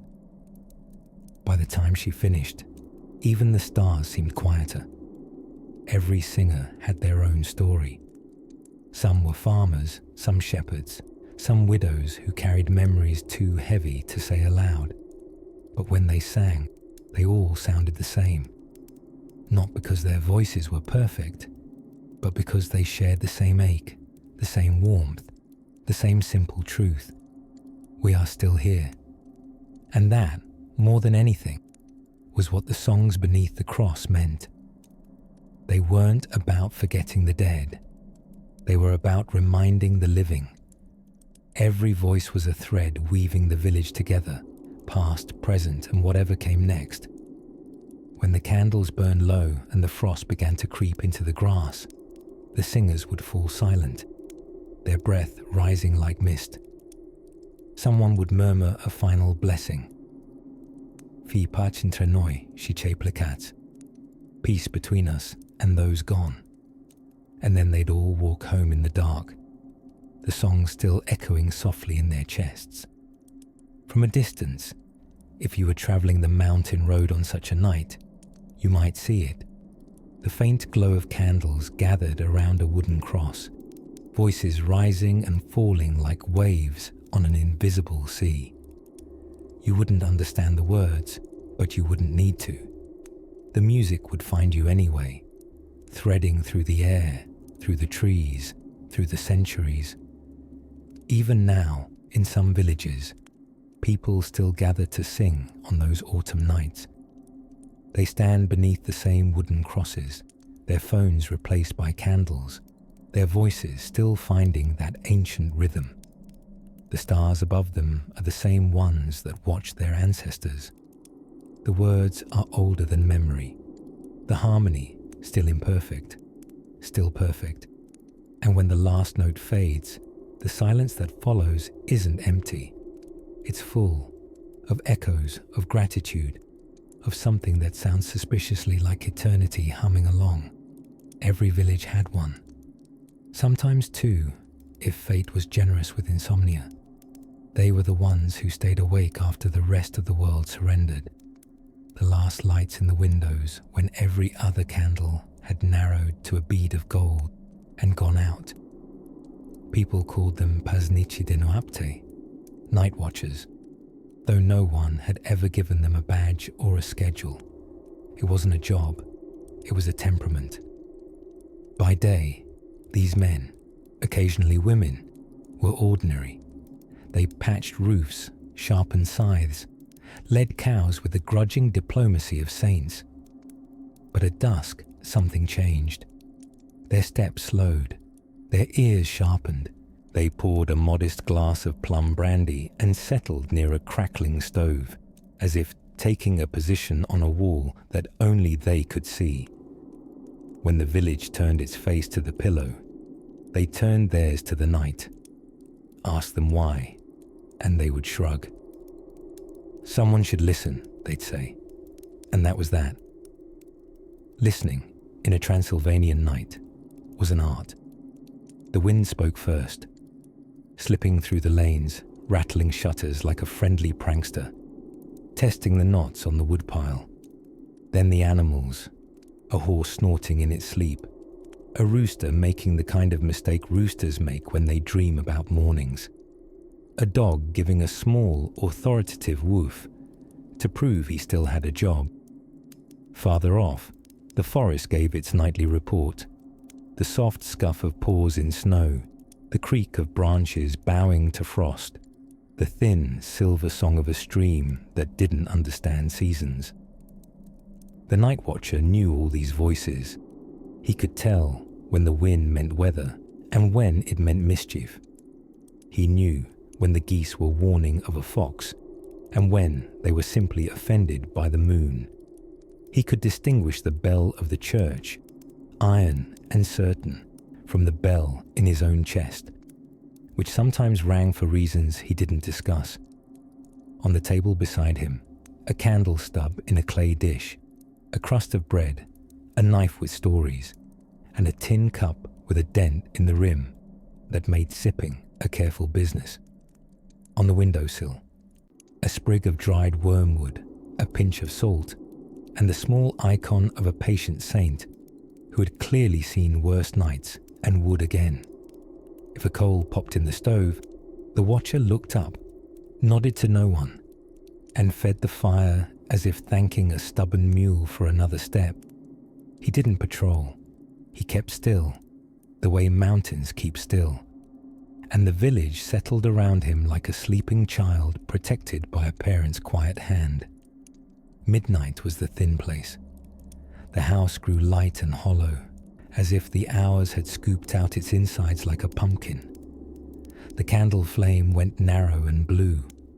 Smoke drew a straight line toward the rafters and vanished, as if stepping through a door only smoke could see. This was when the watcher's eyes softened, not with fear, but with recognition. The old ones were passing by. He did not speak to them. That wasn't the etiquette. If a floorboard sighed in the empty room, he nodded. The same nod he gave the living. If a cool draft brushed his cheek, he tightened the shawl around his shoulders and lifted his cup in a small toast. Pentru drum bun, for a good road. Somewhere a hinge murmured.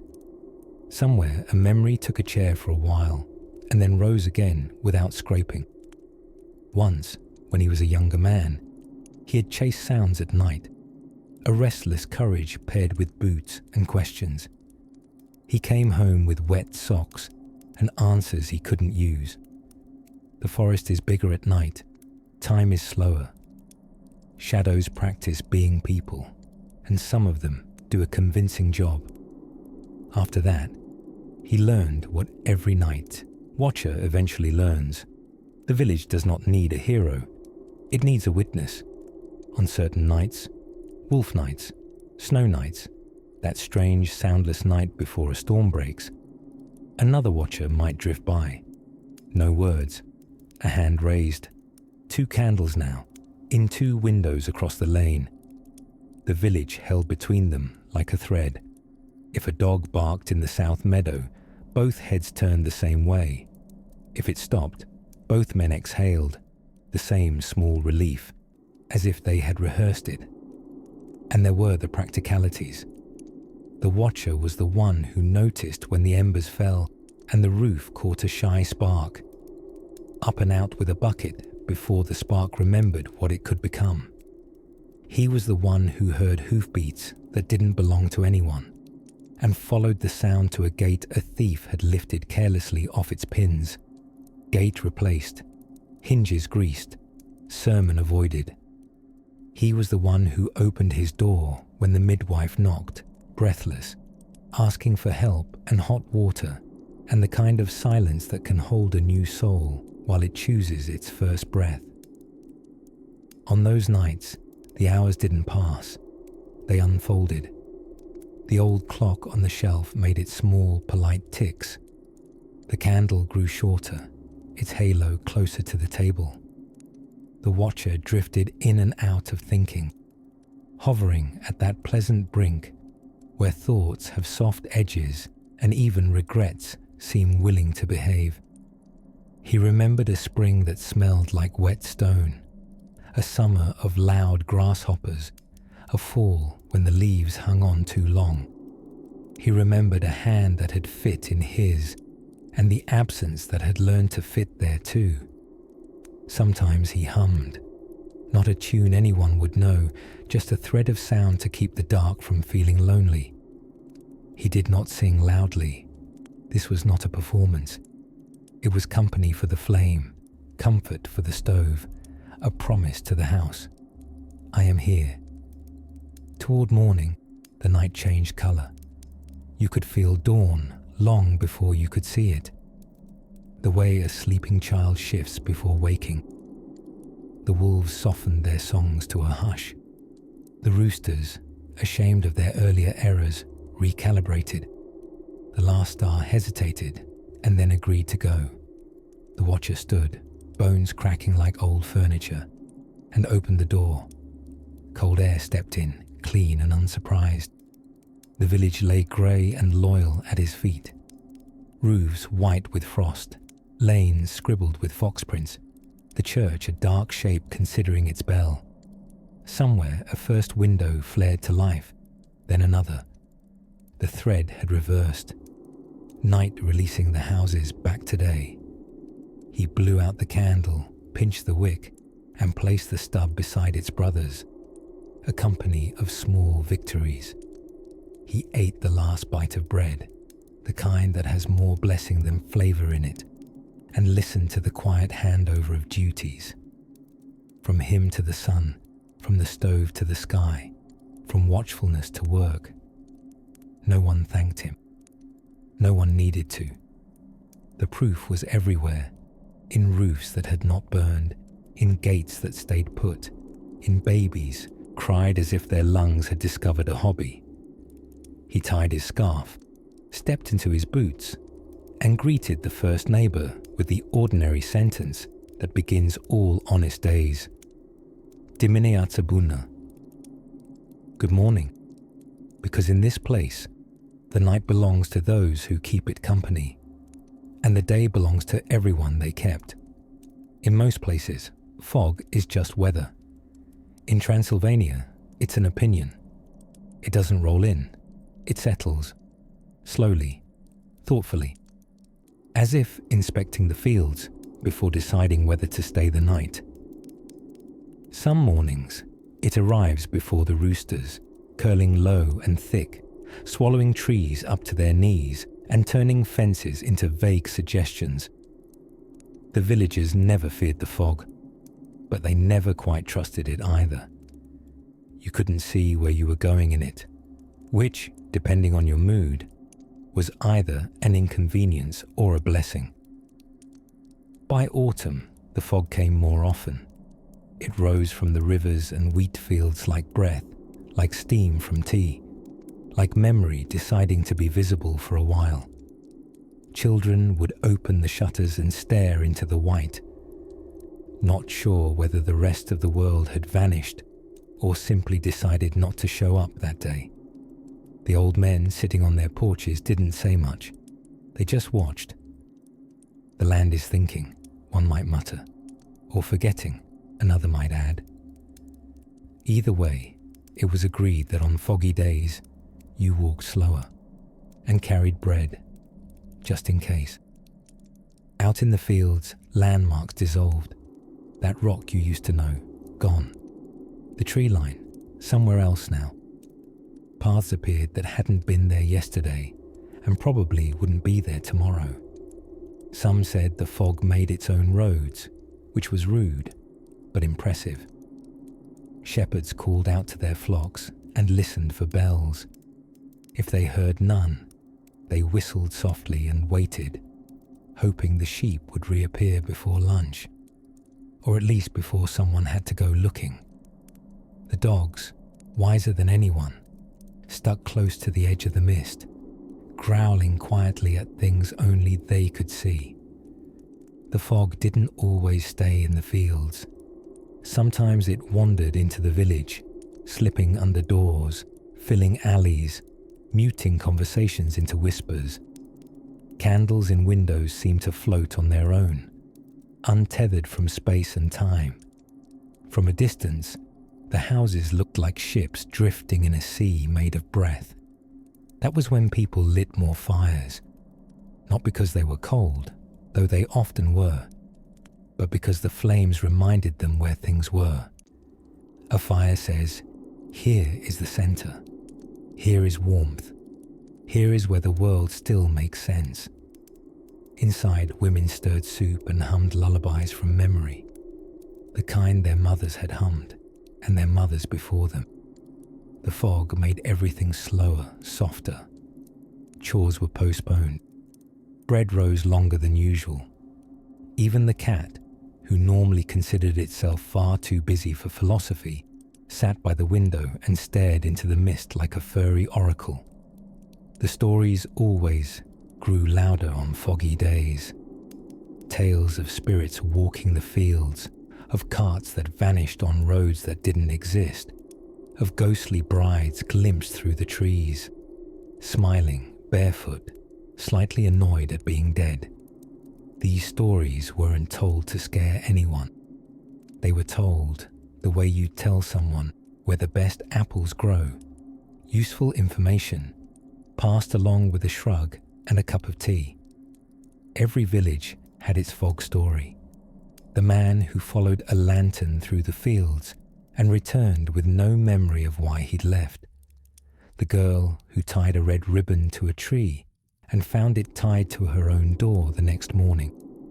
The footprints that led away from the barn but never returned. The church bells, when they rang, sounded distant, like voices calling from behind a veil. And sometimes, if you were walking alone, the fog would part just enough to show you someone ahead of you. A shape, a figure, a hat, a shawl. But when you got closer, there'd be nothing. No footprints, no sound. Just a curl of mist that hadn't decided what to become. Of course, logic had its say. The fog played tricks, that was all. Light bent, sound echoed. People imagined things because the world felt quieter than usual, and the brain doesn't like silence. But then someone would remember the farmer who saw his grandfather standing at the edge of the field, even though the man had been buried for 20 years, or the child who followed a woman's voice through the wheat, only to find a candle burning in a place where no one had lived since the war. And people would stop talking for a while, just long enough to stir the fire and check that the windows were shut, because while the fog was never cruel, it was curious. It liked to wander through thoughts, find cracks in the past, stir up stories that hadn't been told in years. It was not dangerous, unless you counted the risk of remembering something too clearly. By midday, the fog usually began to lift, slowly, as if reluctant to leave. The trees reappeared. The barns returned to their proper places. The sheep wandered home as if they'd been somewhere far more interesting. The sun, unsure of its welcome, peeked through in cautious beams. And just like that, the spell was broken. The village shook off the dream, put the laundry back outside, and pretended the morning had been completely normal. But for those who'd watched, really watched, there was always a lingering feeling that for a few hours the world had been thinner, softer, willing to forget its own boundaries, and that maybe, just maybe, something else had walked the fields too. Not to frighten, not to haunt, just to visit. Because in Transylvania, the fog doesn't come to hide things. It comes to remind you that not everything needs to be seen to be real. Every village in Transylvania had one. She didn't wear a badge. She didn't advertise her services. She wasn't elected or appointed. She simply was the midwife. But not just a midwife. The midwife. The one with 1,000 herbs and 1,000 secrets. The one who delivered babies, buried candles at crossroads, treated fevers with plants that grew only under moonlight, and claimed, quite casually, to have spoken with a ghost or two. She lived on the edge of things, not in the center of the village, but just outside, close enough to reach, far enough to be mysterious. Her house always smelled like chamomile and something burning that you couldn't quite identify. Cats hovered near her steps. Children weren't sure whether to wave or run. Her name didn't matter.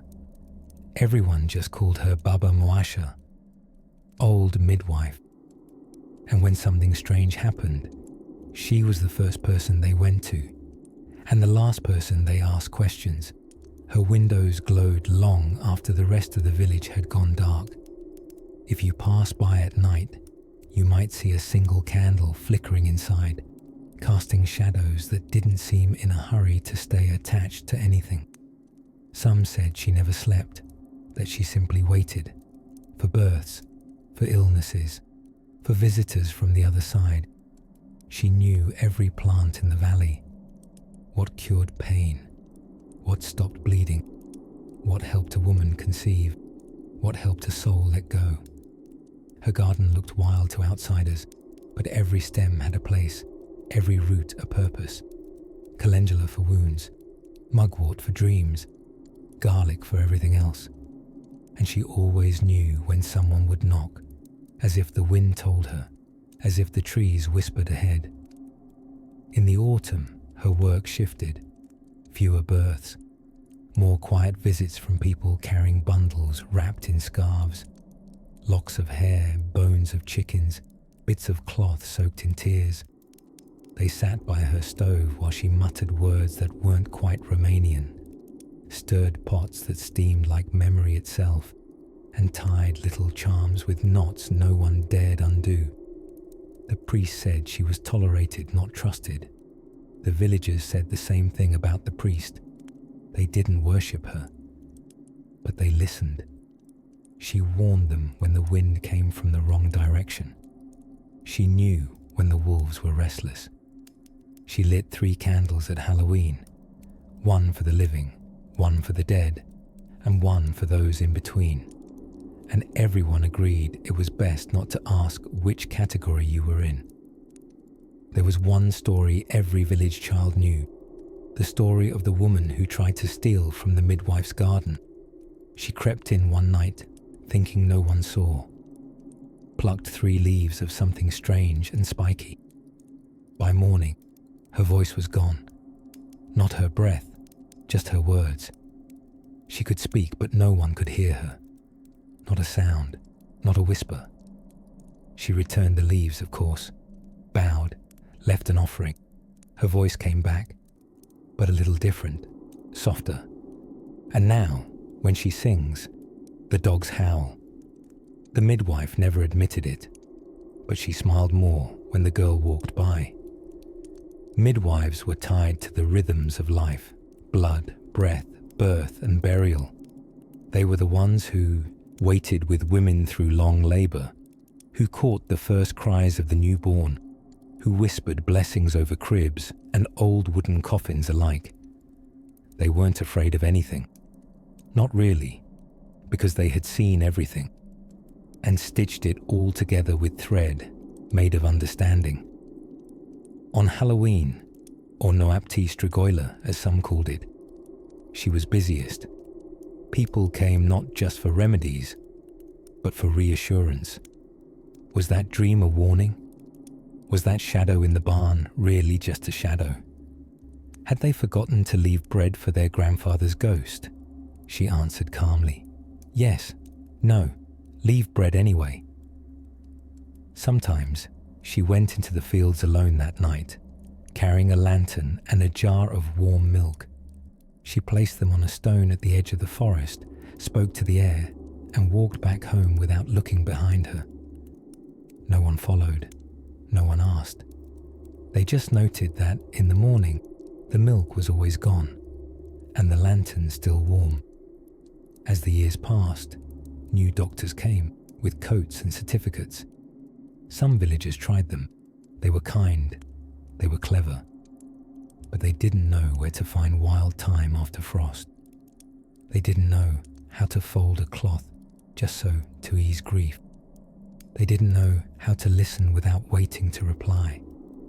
The old midwife stayed, bent now a little slower, her hands like the bark of old trees, but her eyes still clear, her herbs still sharp, her presence still something the night itself seemed to acknowledge. If you visited, she'd pour you tea, never say what was in it, and ask how you'd been sleeping. Then, without waiting for the answer, she'd place a small pouch in your hand, for luck, for peace, for the thing you didn't say. You'd leave lighter. And as you walked back through the village, the fog would lift just slightly, and somewhere very faintly, you'd hear a baby cry, or a woman singing, or maybe the wind, whispering in a voice that sounded a little too familiar, and you'd know the midwife had already known. She always did. Most clocks tick quietly toward midnight. In Transylvania, midnight sometimes ticks back. There was an old superstition in the villages tucked between the forest and the fog. If a bell rang at midnight without a hand to pull the rope, something was watching, or remembering, or simply passing by. It didn't happen often, but when it did, when the bell tower moaned just once, loud and lonesome in the dark, everyone felt it. Not like a sound, like a shift, like the moment the wind changes direction, and even the chickens take notice. Of course, there were explanations.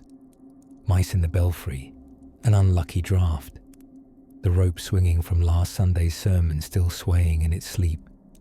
But even the most logical minds paused, because in this part of the world, bells don't ring without reason.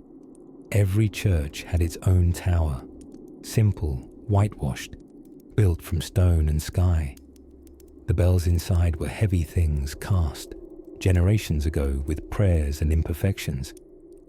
Their sound was deep and solemn, meant to be felt in the bones. On holy days they sang in full voice, calling the village together like a mother her children. But at night, they were supposed to rest, like everything else. So when a bell rang after dark, just once, and only once, it wasn't a summons, it was a signal. The elders called it clopotul umbrello, the bell of shadows. It meant the veil was thin, that something had crossed over. Not to harm, but to be remembered.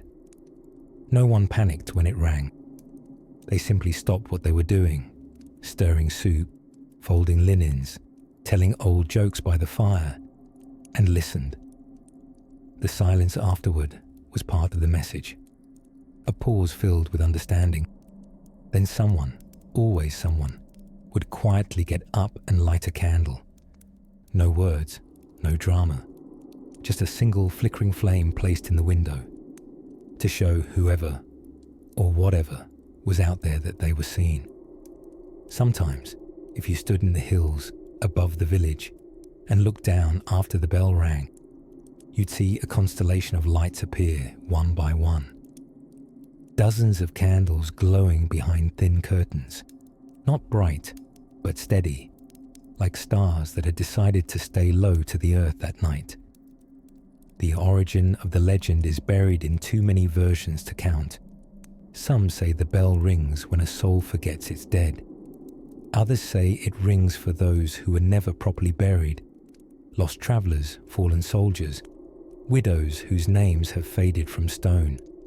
The bell reminds the living to remember, and it reminds the dead that they are not forgotten.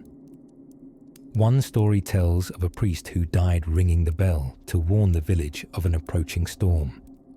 The lightning struck before he could finish. Since then, they say, his spirit checks in from time to time, ringing once, softly, to make sure everyone's still paying attention. Another tale speaks of a boy who vanished into the woods one foggy evening.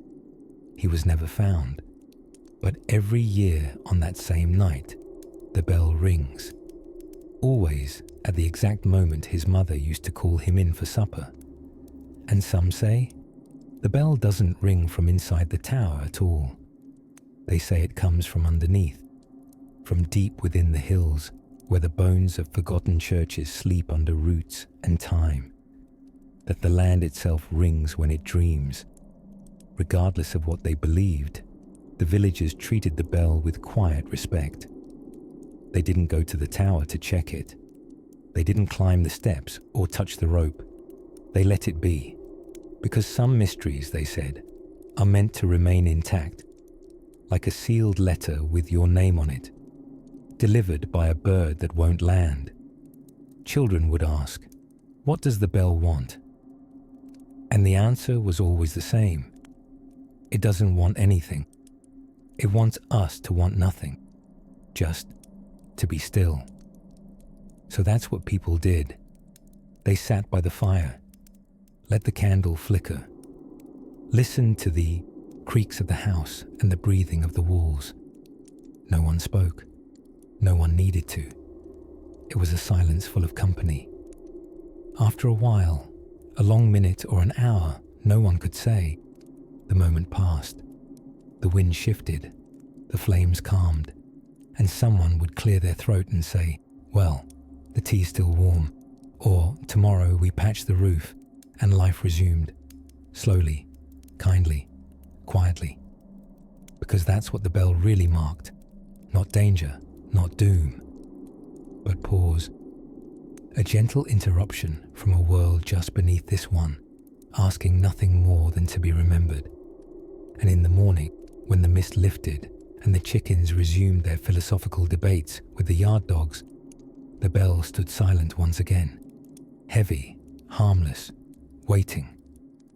People passed the tower without looking up, but if you watched closely, they walked a little softer, spoke a little slower, and when they said goodbye that day, they meant it. Because the bell of midnight doesn't ring often, but when it does, the whole world seems to lean in and listen. There's something sacred about setting an extra place at the table, even when no one is expected to fill it, especially then. In Transylvania, this act wasn't symbolic. It was dinner. The Pomineria Mortilla, the feast for the departed, was held each autumn when the leaves turned copper and the nights began to arrive earlier than anyone wanted to admit. It wasn't a formal holiday. No fireworks, no parades, just food, candles, and a soft agreement that the veil between this world and the next deserved a gentle tug, and maybe a warm bowl of soup. Families prepared for the feast like they were expecting old friends, because they were. Loaves of bread were baked, not the quick kind, but the heavy, slow kind with thick crusts and cross marks pressed into the top before the dough hit the oven. The kitchens filled with the smell of garlic and roasted peppers, cured meats and pickled cabbage, spices so old they might as well be inherited. Every dish had a story. This pie came from a great-grandmother who could bake by instinct and scold by eyebrow. That stew was once made during a thunderstorm so loud it drowned out the priest's sermon. The table was laid with care, a linen cloth folded crisply, the wooden plates chipped at the edges but polished with years of use. There were always more seats than people. One for each family member still whispered about in the quiet parts of conversation. For the uncle who died young, for the cousin who vanished, for the grandparents whose voices still echoed when someone told a joke just right. The candles came next, one for each name, each flame a flickering welcome, each one a reminder that absence doesn't mean disappearance. It only means a different kind of presence. And then, the food was served to everyone. The living ate first, slowly, thoughtfully. No music, no clinking of glasses. Just the sound of spoons against bowls and stories passed between bites. Children were told to chew quietly, not because it was polite, but because someone unseen might also be listening. Then came the offering. One plate was filled and set aside, carefully, with bread, a piece of meat, a few olives, or fruit, depending on what the departed used to love. A cup of wine or plum brandy was poured and placed next to it. Sometimes the host would whisper, "For you, you know who you are." No theatrics, just kindness. In some households, the plate was set near the window, in others, near the door or on the hearth, wherever it felt most natural, because the dead didn't need directions. They just needed to know they were welcome. There were rules, of course, the kind that don't get written down, but everyone knows. Don't spill the wine. Don't touch the offering once it's been placed. And never, never blow out the candles. Let them burn down on their own. Let the night decide when the gathering is over. Some said that during these feasts, you could feel a change in the air. The room would go still. Not cold, not exactly, just quieter. Like someone had entered, and everyone sensed it at once but chose not to mention it. The old ones said this was the moment to speak. Not loudly, not dramatically, but simply. "Father, we miss your laughter. Mother, I still use your recipe. Brother, I hope the wind is kind to you." Sometimes there were tears. Sometimes there was only silence. But always, always there was warmth.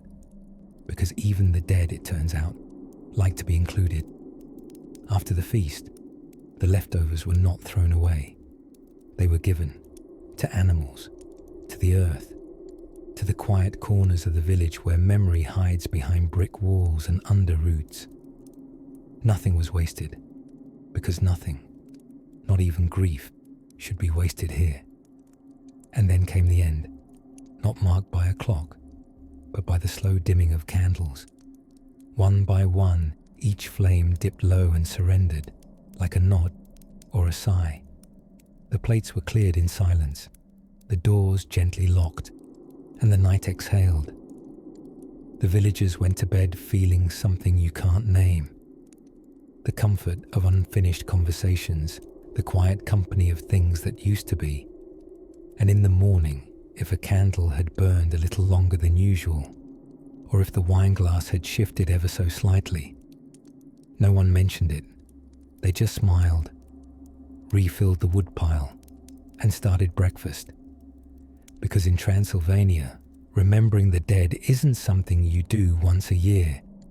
It's something baked into the crust of your bread, poured into your cup, laid softly like linen over the table you set, even for those who've long since walked away. End of chapter 19. The Feast for the Departed. Would you like me to continue with chapter 20? When Empires Fell Asleep next? Jezai, yes. ChatGPT, Zai, perfect. Here's chapter 20. When Empires Fell Asleep, a gentle, reflective 800-word chapter that weaves history, humor, and dreamy stillness in true boring history for sleep fashion. Chapter 20. When Empires Fell Asleep. Transylvania has hosted more empires than a generous Airbnb. Hungarians, Ottomans, Habsburgs, Romans, all took a turn, each leaving behind their own walls, roads, laws, and stories. Some left cathedrals, others left tax codes, most left confusion. But the land didn't seem to mind. It stayed right where it was, growing apples, brewing plum brandy, and watching kings and sultans come and go like guests who overstayed their welcome, but paid in gold. At first glance, you wouldn't guess Transylvania was once a chessboard for empires. The villages are quiet. The roads curve lazily. The cows look like they've never heard of borders. But under the fields, under the ruins, under the foundations of churches that used to be mosques, that used to be shrines, the stories are still breathing. They say the land remembers, and it remembers in layers. The Hungarian kingdom came first with its banners and bishops and strict instructions on where people should kneel. They brought fortresses with sharp angles and even sharper tax collectors. But they also brought tales of holy kings and sword-forging saints. Stories that still echo in folk songs hummed by people who now only half know what they're about. Then came the Ottomans. Not with fire and fury as often assumed, but with deals and documents and the kind of diplomacy that involves excellent coffee. For a while, Transylvania was a vassal, a polite arrangement that mostly meant sending tribute and pretending to agree with the empire's opinions on everything. The Habsburgs followed, dragging with them a fondness for bureaucracy, powdered wigs, and the idea that anything could be solved with paperwork. They redrew maps, built cities, renamed towns, and tried to explain why German should be spoken in places where even the goats didn't care for consonant clusters. Through it all, the people in the villages did what people in villages always do. They adapted. They prayed to saints who wore new names. They grew grapes regardless of the flag flying that month. And when the soldiers marched through, they offered bread, water, and directions, sometimes accurate, sometimes not. "Who rules us now?" a boy once asked an elder. She shrugged. "Someone with a flag. You'll know by the coins." The empires built castles on cliffs and left behind libraries filled with books in languages no one could read. They made roads that still carry carts full of hay and arguments about goats. They left statues in courtyards where pigeons now hold their own ceremonies, and slowly those empires fell asleep, not with thunder, not with revolt, but with the soft, inevitable weight of time. A wall crumbled, a seal cracked, a tax ledger became a bird's nest, a sword rusted into a plough. No one celebrated, no one mourned. They simply kept living, because in Transylvania, history is not something that happens, it's something that lingers. In the forests, you can still find stone markers with dates carved in them, years when treaties were signed, battles fought, or towns renamed by rulers no one remembers. The moss has no opinion on which side won. The trees don't care what language the soldiers spoke.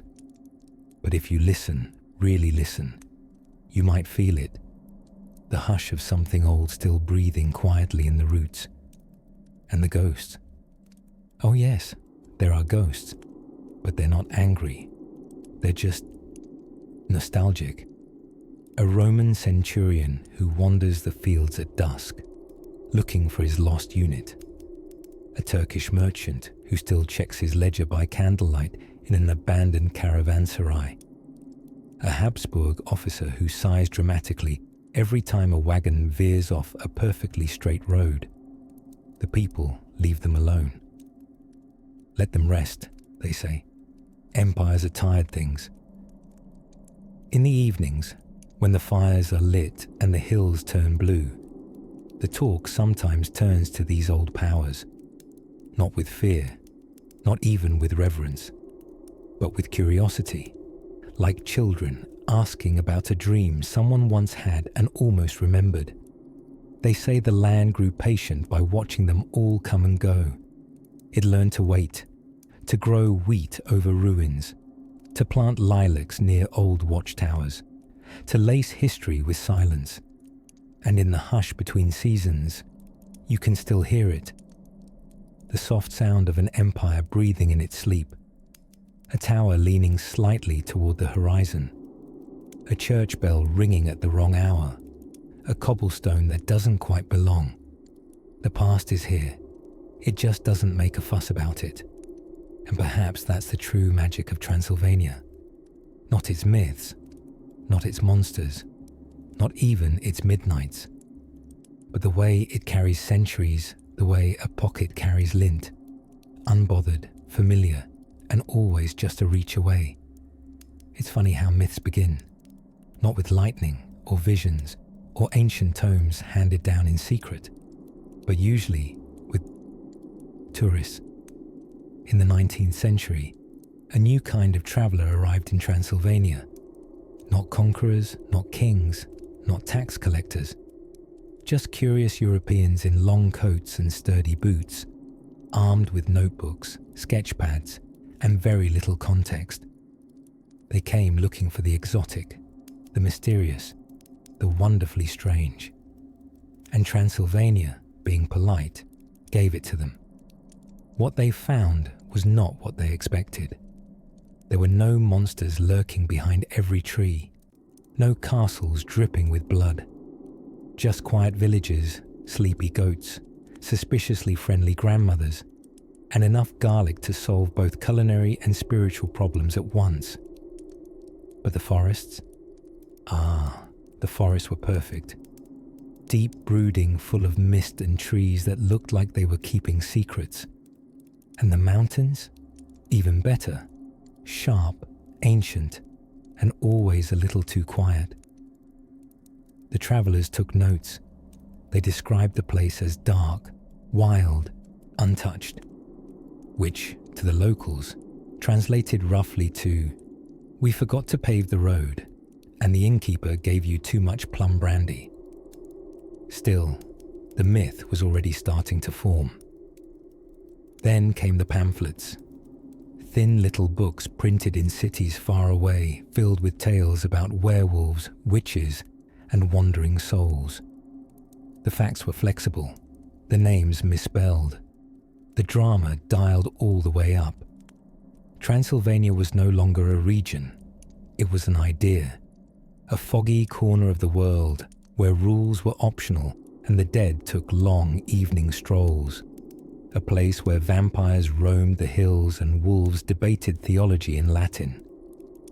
No one asked the villagers if they agreed. They were too busy mending fences and making soup. And then, as if summoned by garlic-scented destiny, along came Bram Stoker, an Irishman who had never visited Transylvania, but who understood, perhaps better than anyone, that myth doesn't need a passport. It just needs mood, mystery, and a really good villain. He found a name, Dracula, lifted from a dusty history book about a 15th century Wallachian ruler named Vlad Tepes. And with that, the myth exploded. Suddenly, the entire world imagined Transylvania as the land of the undead, of ruined castles and bats in formal wear, of pale counts whispering invitations that sounded a lot like warnings. The locals were baffled. He was a prince, they said. Strict, yes. Fond of impalement, perhaps, but not once did he grow fangs. Still, they rolled with it. Because if someone wants to visit your village and spend money on bat-shaped soap, who are you to argue? So the castles, many of which had never heard of Dracula, were given plaques and tour guides and moody lighting. Villages added vampire-themed bakeries. You could buy garlic charms, blood-red wine, and refrigerator magnets shaped like coffins. It was Halloween, every day, with a side of history. And slowly, the myth fed the place it borrowed from. The children now knew stories their grandparents didn't tell. The forests, already mysterious, became performance artists. Even the wind picked up a new trick, howling through castle ruins just a little too perfectly, like it had read the script. But here's the thing about myths. They grow best in places that already know how to keep secrets. Transylvania didn't resist the myth. It let it in, the way a house lets in the cold. Not with a slam, but a draft. It mixed with older legends, older fears, blended with songs about the strigoi, the yell, the wolves that walked like men and the men who forgot they were human. And in doing so, something new was born. Not the Dracula of Hollywood, with his polished accent and dramatic cape twirls, but the whisper of a truth so old, it didn't need to be real to be believed. A truth that said, yes, the night is deeper here. Yes, the mountains listen. Yes, the dead sometimes pass by, not to haunt, but to remember. So when tourists come now, wide-eyed and eager, the villagers smile. They sell their garlic. They guide them up the winding castle stairs. They let them photograph the fog. And when asked, "Do you believe in Dracula?" they say, "We believe in many things," which is true. They believe in candles on windowsills, in bread left for spirits, in wolves that howl just a little too wisely, and in the strange, wonderful magic of being known for something that isn't quite true, but also isn't quite false. Because sometimes myths are just memories dressed up for company, and in Transylvania, memories always know how to put on a good show. And now, like all good ghost stories, we arrive at the part where things get a little silly. Because yes, in Transylvania today, Halloween is very much alive, which is ironic, given the theme. By the time October rolls around, the old legends wake up, not from the earth, but from marketing departments. Cobwebs are sold, not swept. Vampires smile from chocolate wrappers. And the hills that once whispered softly now echo with giggles, dance music, and the occasional fake bat dangling from a ceiling beam. But don't let the plastic fangs fool you. This too is part of the myth. In cities like Brasov and Cluj, shop windows glow orange. Costumes appear in storefronts with labels like Little Vampire Princess or baby werewolf, organic cotton. Cafes sell pumpkin lattes. Teenagers carve pumpkins not for protection, but for Instagram. And Bran Castle, once a sleepy stronghold perched high on a cliff, now throws Halloween parties that would probably make Vlad Tepes roll over in his very ambiguous grave. Tourists arrive in droves, some dressed as vampires, some dressed as victims, all carrying cameras and questions. They ask locals if they believe in Dracula, and the locals, always generous, give them a smile that means only on Thursdays. Inside the castle, fog machines churn mist across the courtyard. DJs spin music where monks once walked. The walls echo not with ghostly cries, but with laughter, clinking glasses, and the occasional scream from someone who wasn't expecting the animatronic coffin to open. It is absurd and delightful, and somehow perfectly Transylvanian, because no one here is trying to erase the old stories. They're simply dressing them up for a night out. In the smaller villages, the celebration is quieter. Children go door to door, not in elaborate costumes, but in whatever they can find. A scarf, a painted face, a cape made from grandmother's tablecloth. They carry candles, not flashlights. They recite poems or sing songs, and in return, they receive apples, nuts, or homemade cookies shaped like bats that look suspiciously like horses. Elders smile and shake their heads. "We never had this when we were young," they say, but then they hand over the sweets anyway. In some homes, old and new overlap. A carved pumpkin on the porch beside a bowl of salted bread for the dead. A child in a skeleton costume lighting a candle with their grandfather who still mumbles the old blessing under his breath. The living playing pretend, while the past nods along from the corner. And in churches, the bells still toll for All Saints' Day. The next morning, families visit cemeteries with candles and flowers, tidying graves and telling stories. The line between Halloween and Ziwa Mortzilla, the Day of the Dead, is blurred, as it should be, because here celebration and remembrance are never far apart. The masquerade isn't just in the masks. It's in how history wears a costume too. In Transylvania, October wears many faces. It is ancient and new, sacred and silly. It remembers its ghosts, and then invites them to dance. No one here minds the contradictions. They understand that fear and fun are neighbors, that dressing up as a vampire is sometimes a way of laughing at death, gently, respectfully, and that sometimes the loudest celebration is a cover for a very old, very quiet truth, that we all want to be remembered, to be seen, even in the dark, even if it means painting our faces and joining the masquerade for one night. So yes, Halloween in Transylvania is real, but it is not what you expect. It's a little eerie, a little ridiculous, a little bit like watching your great-grandmother post photos of her jack-o'-lantern on Facebook with a caption that reads, "The spirits are laughing." It's a festival of layers, like fog, like folklore, like the hills themselves. And when the music dies down, the plastic bats are packed away, and the pumpkin candles flicker their last breath. Something else remains, the same thing that's always been here, the whisper of stories, the warmth of memory, and the understanding that even behind the most absurd costume, there's someone who still believes in magic. And now, the candles have burned low. The fire has quieted to embers. The hills of Transylvania, once alive with stories and shadow, are hushed again, tucked beneath the slow breath of midnight. If you've made it this far, you've walked through centuries.